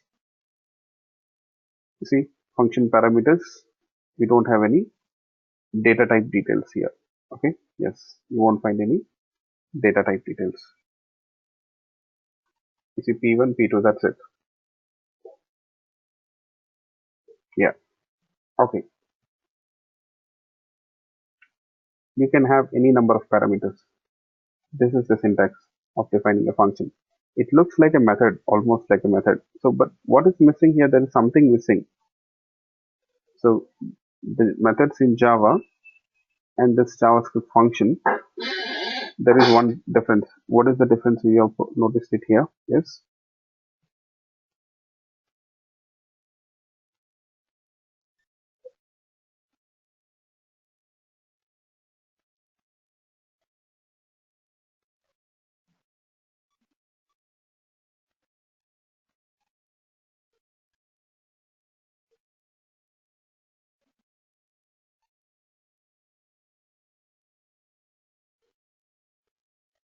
And what else?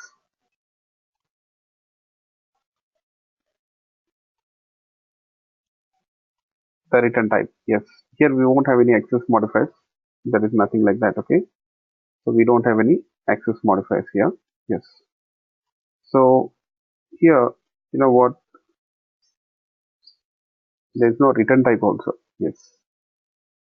For the function, you won't have any return type. Yes. That is also missing here. So these are the basics of a function. Next, a JavaScript object. You see, in Java we create objects, right? But when it comes to JavaScript, so objects are slightly different. Okay. Yeah. Not like Java. You see, let's say you have a car object. So we did work with object oriented programming, but this is different. Okay. Yes. So let's say you got a car object. Here, you know, the car object will have some properties, right? So what are the properties? Like you got name, model, weight, color, so on. So you see, a car has properties like weight, color, and methods also. The actions, you see, like start, stop, drive, brake, whatever it is, the actions. So here in JavaScript,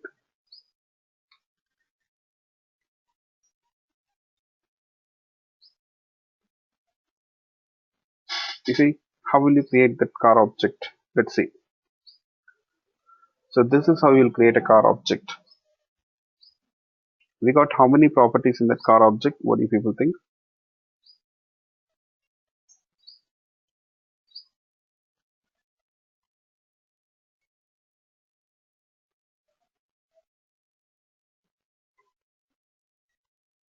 Three properties, yes. Type, model, and color.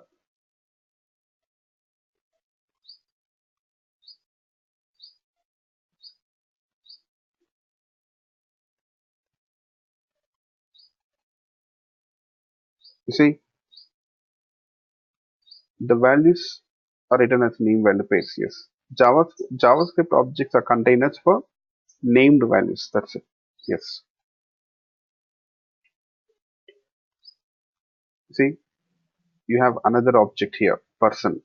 First name, last name, age, eye color. But have you noticed it? So when it comes to first name, last name, and eye color values, they're in double quotes. You see, John, Joe, Blue, they're all in double quotes.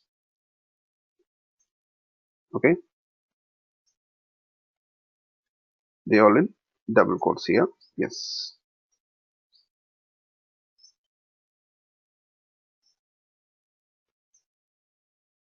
And you see, but age is in single. You don't have any double quotes. For numbers and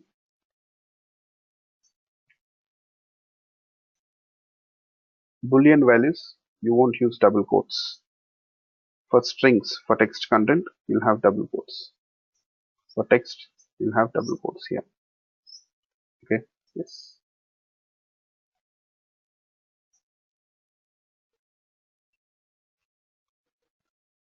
Next, you know,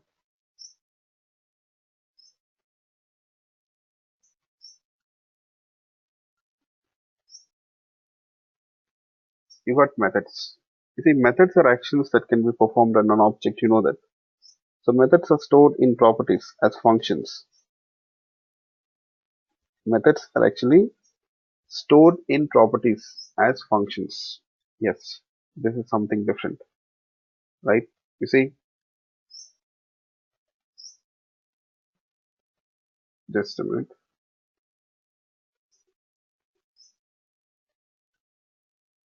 The name equal to person dot full name.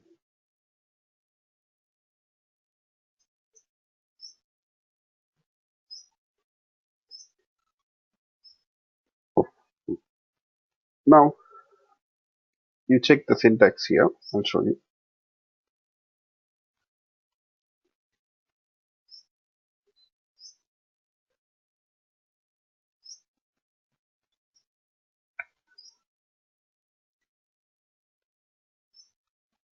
So we got how many properties altogether? We have four. First three properties they hold the values, right? First three properties basically they hold the values. But the last one, what is it? Full name. Full name is a property which holds that function or method reference. I can say it holds the method reference. It's a function reference. You see, it's a function's reference. Written this dot for name plus the last name here. So that is what you're doing. Yes.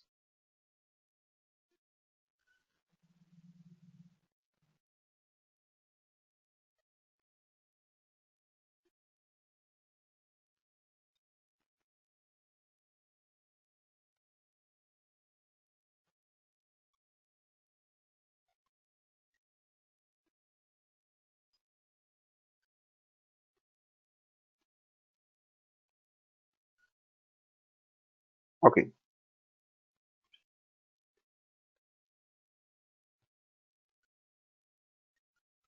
Now, how will you call this function? Let's see.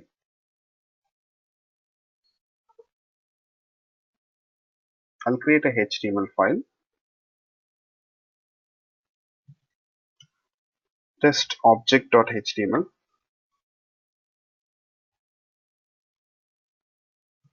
Let's add some JavaScript code. You have content assist here, you can use it. Press control space, you'll get some content assist. Now we have a JavaScript object. Okay. Now we have a function also here, full name. So I'll almost do the same thing what we did earlier. Just a minute here. I'll take a button, I'll add a header.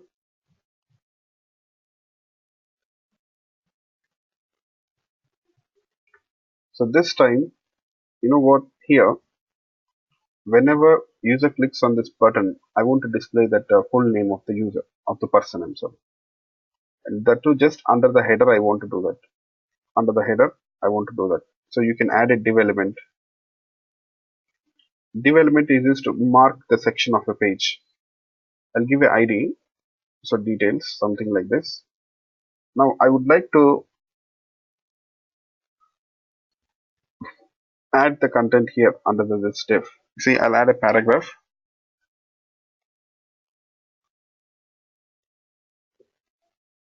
So let's do this here itself. We'll try to add. I'll add a paragraph. Okay, yes. And in the paragraph, we'll add that full name as text. Whenever user clicks on that button, so I want to display the full name of that user. I want to display full name of that user. That is what I want to do here. Yes.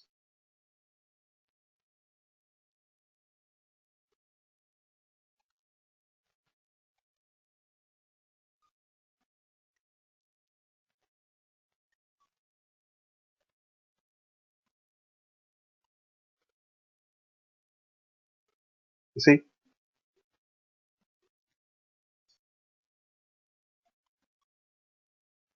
I'll define a function. Same thing, what I did earlier. Function print details.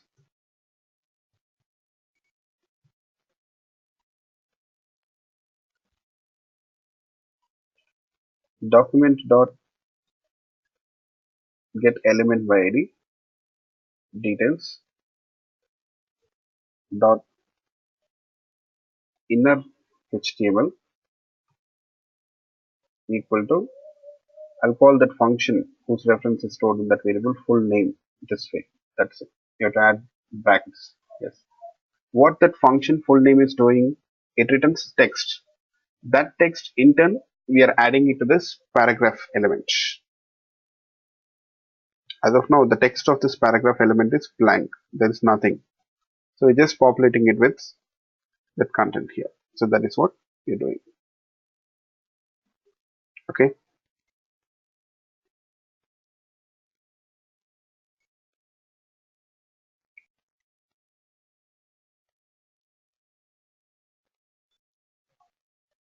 So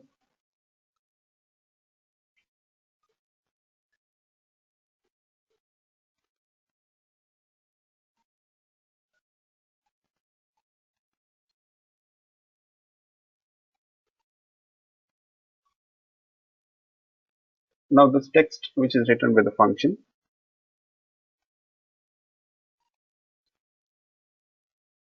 will be printed here, will be added to this paragraph tag.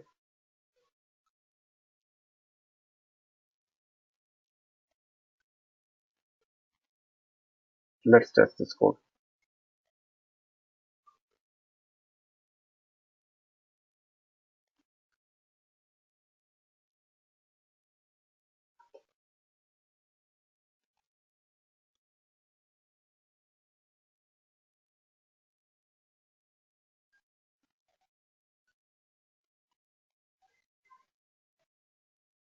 I'm opening it in this browser here.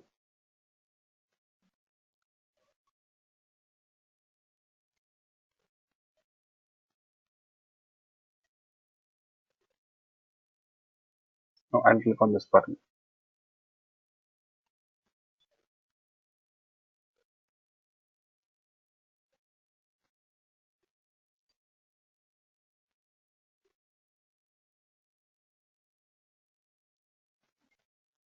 I'll click on this button.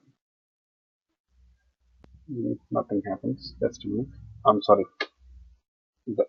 I did one thing to change the function call name. You see, on click, it should be print details now. Okay. And the button is clicked. I want this print details function to be called. So we should read the content.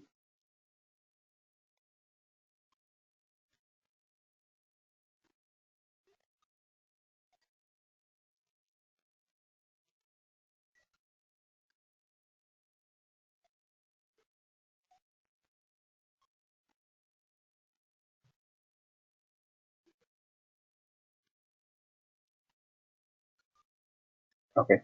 After making changes, make sure that you refresh this page. You click on the button. Still it's not working.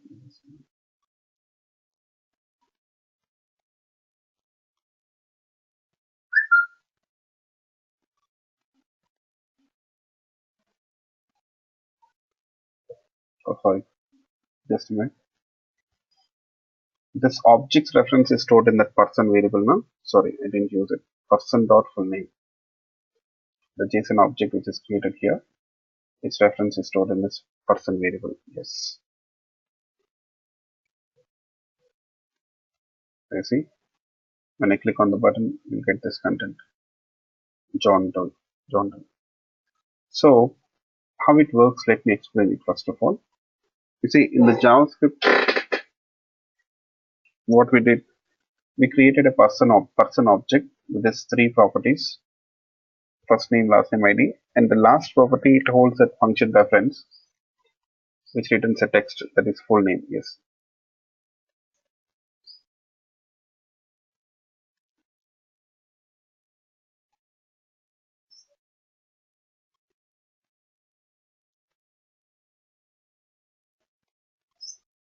Here, next we have defined a function with the name print details. So which will access. You see, when it is invoked, it will get the reference to this paragraph element, and it changes the text of that paragraph element by calling this full name function. The full name, what it does, whatever the text which is written by this full name function is added to this text here. Well, sorry, to this paragraph. Yes.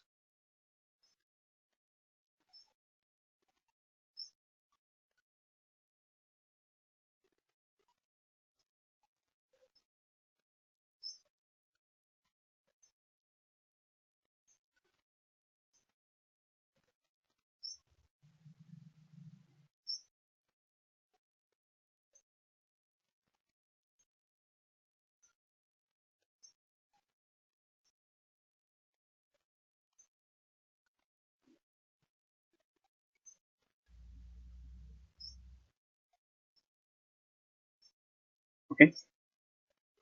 I hope you people got this. So when this function will be called, when this button is clicked. Yes. I understood how to create objects in JavaScript.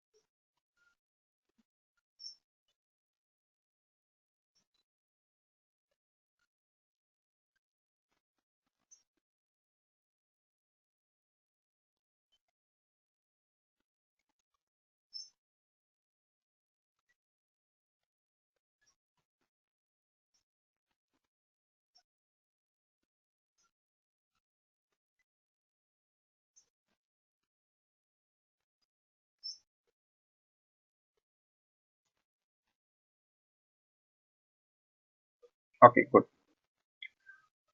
Now,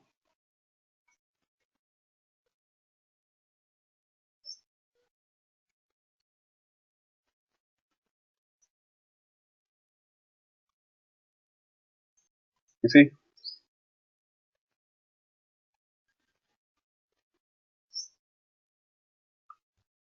so the function scope here. In JavaScript, there are two types of scopes when we talk about it.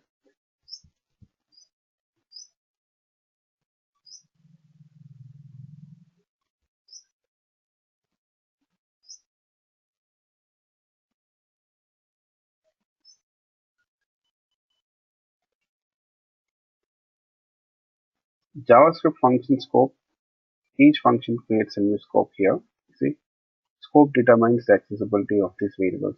So variables defined inside a function are not accessible from outside of the function. So you see, a variable declared inside the function this way. So you have a car name variable. So this variable will be visible or accessible only within this function. It's a local variable, similar to the methods in Java. In Java also, we declare a variable inside a method that is called as a local variable, and you can just access it within that method. Similarly, here also we do the same. Yes. So, you see, similarly here also this visibility of this variable is just within this function because it is declared inside the function. Yeah, and we have that is local scope. We say now global scope means you see the variables which are declared outside of all the functions, not inside any function. That variable is a global variable. The scope is global scope, I can say. Yes. The scope is global scope. Yes.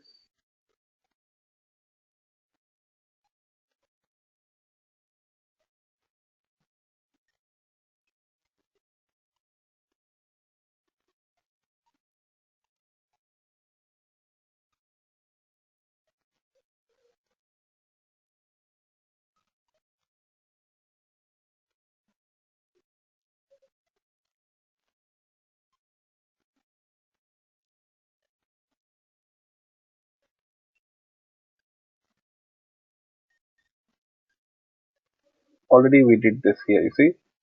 Now, what is the scope of this person variable? Is it global or local?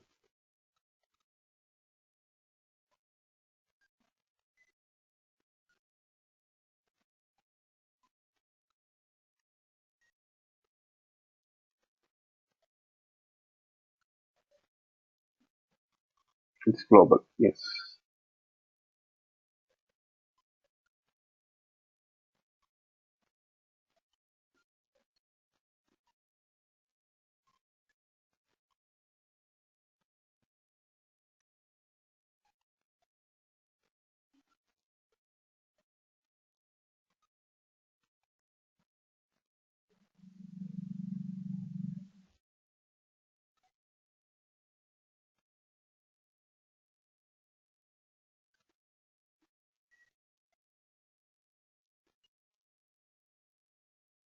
Yeah. It's global, right? Yeah. So these are the things which you need to know.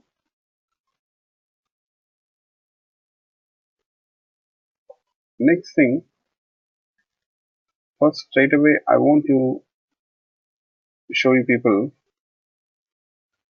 strings. Events, we'll talk about it later. Strings, because these are the most common things which we'll be doing.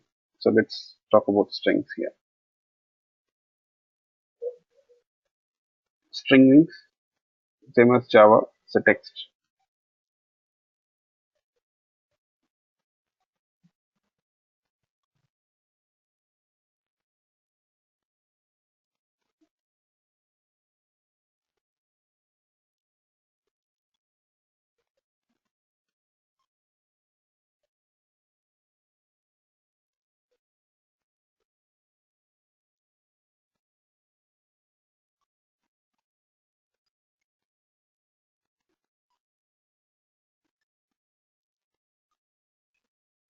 So strings are represented using double quotes.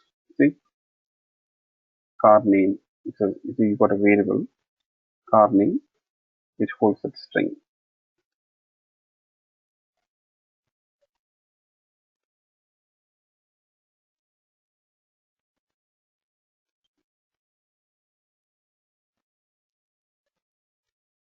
Next, we have a property called as length. Okay, we got a property called as length to read the number of characters in a string. So, okay, we got length property here. And you know what? In JavaScript, you'll find that again, we got methods. We got methods which we can make use of to work with the strings, to operate on the strings, I can say. Okay. In order to operate on the strings, or work with the strings, we got methods, string methods, we say. So, let's talk about that methods.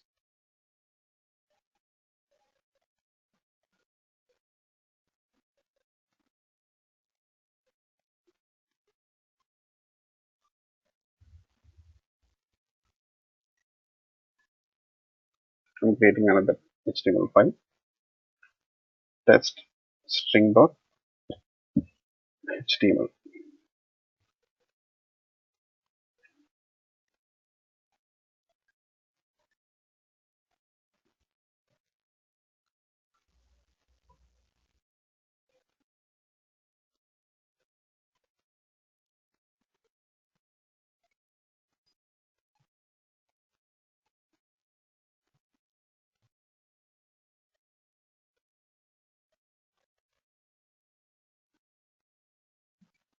Within this body also, we can add this JavaScript.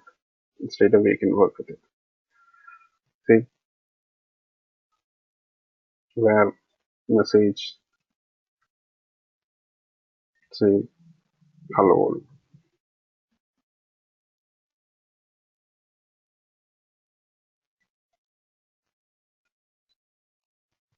So I can do this document dot write message dot length.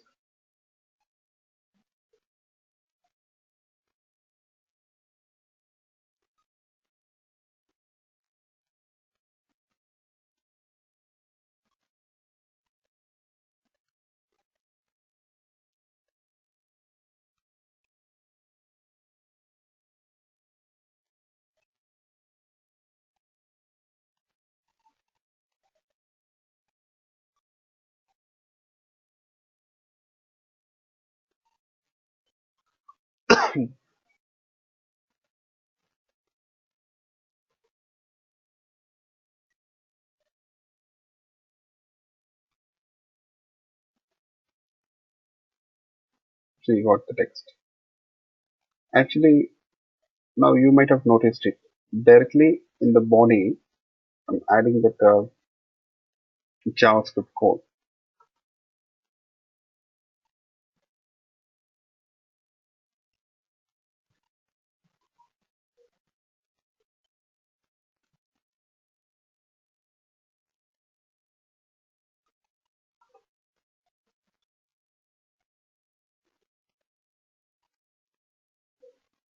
See, directly we can add the JavaScript code here. So it executes directly. If you want to execute this JavaScript code directly, we can do this.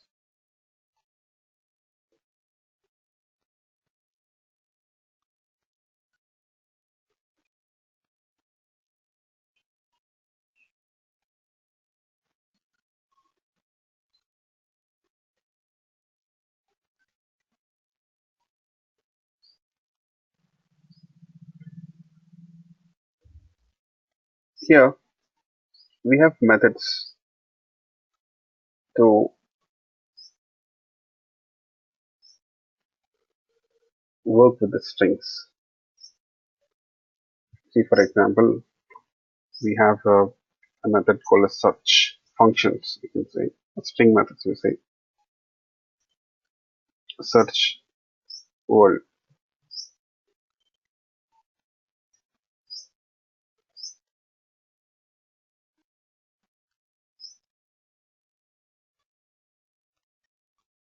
You see the search, what it does, it will check whether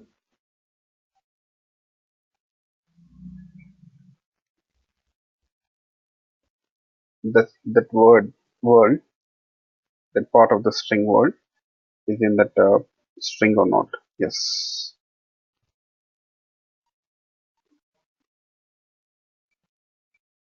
See what it returns if it finds a string. You see it returns 6. It returns 6. What does that mean? You know, it returns the starting index of that word. If it finds the word or that substring in the string, it returns the starting index of that word.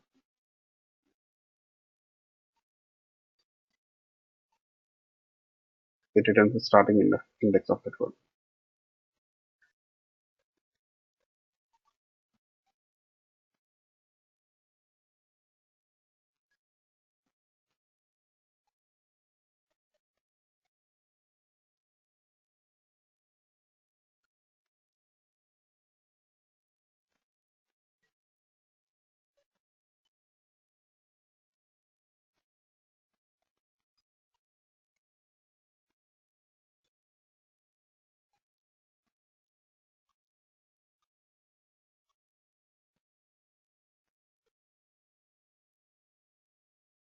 Okay.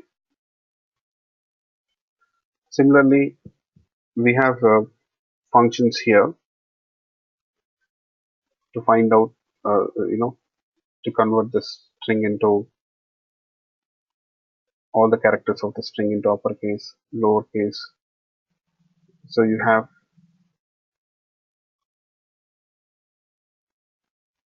the functions here for that. I'll show you.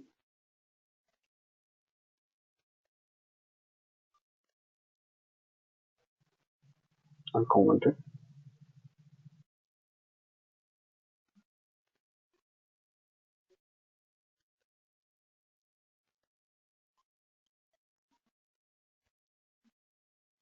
See to uppercase.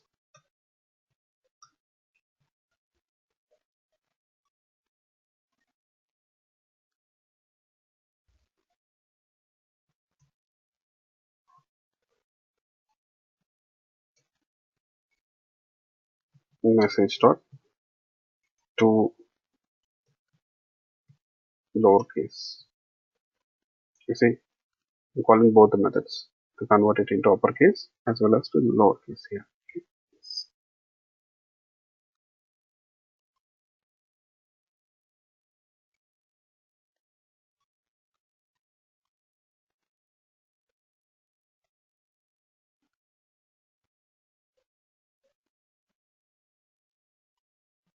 You see, sorry, backslash and won't work here.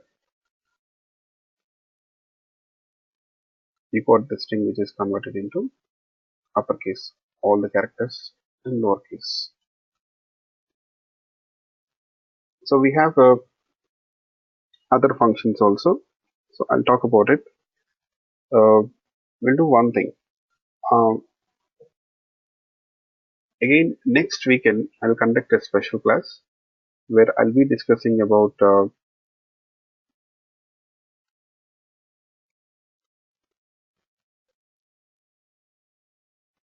JavaScript string methods, date, arrays and arrays methods will be there. So they are very handy. You should know them. And then we'll talk about doc type, DOM API, which helps you people to manipulate the HTML elements in the HTML page. And then Ajax calls and all. So Ajax is very important here. And then we can move on to the jQuery. I guess next weekend we'll completely work with JavaScript. Okay. And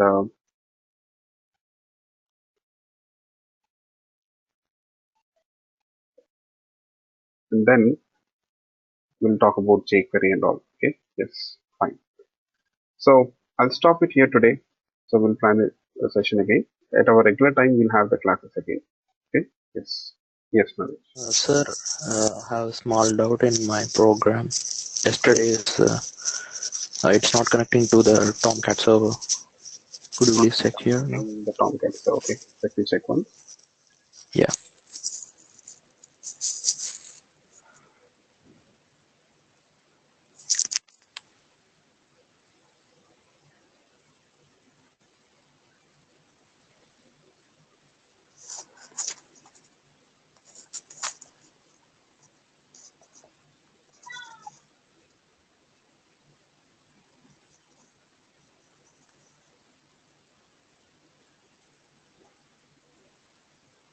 It's showing like this problem.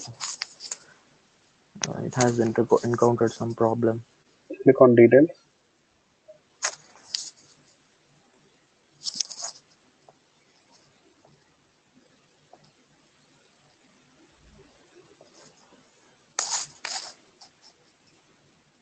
That is related to security issues, I guess. Do one thing. Run this Eclipse as an administrator, okay? Try running this Eclipse as administrator. Administrator. How to do that, sir? Close it. Close this Eclipse and right click on it and you have run as administrator. Okay, so this that is all about files, I guess. That's the problem, file access permissions. Okay. Close this Eclipse. Right click on the executable file, Eclipse executable file, and start the Eclipse again. Yeah, as use run as administrator option. Yeah.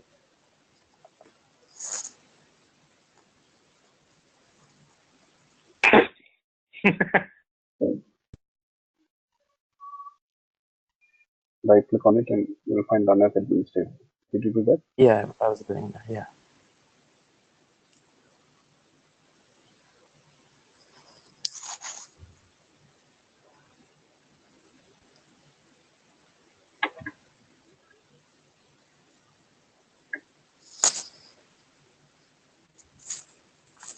Shall I run the program, sir? Now? Yeah.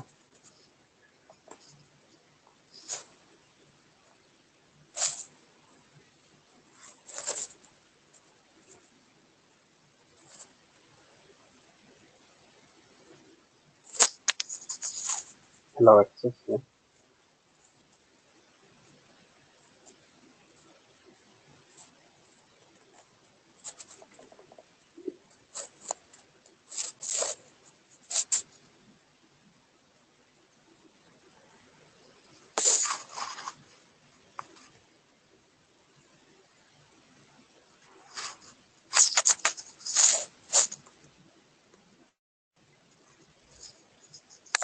Thank you, sir.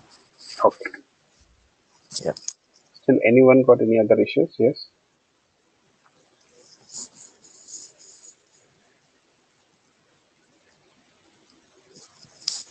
Okay then.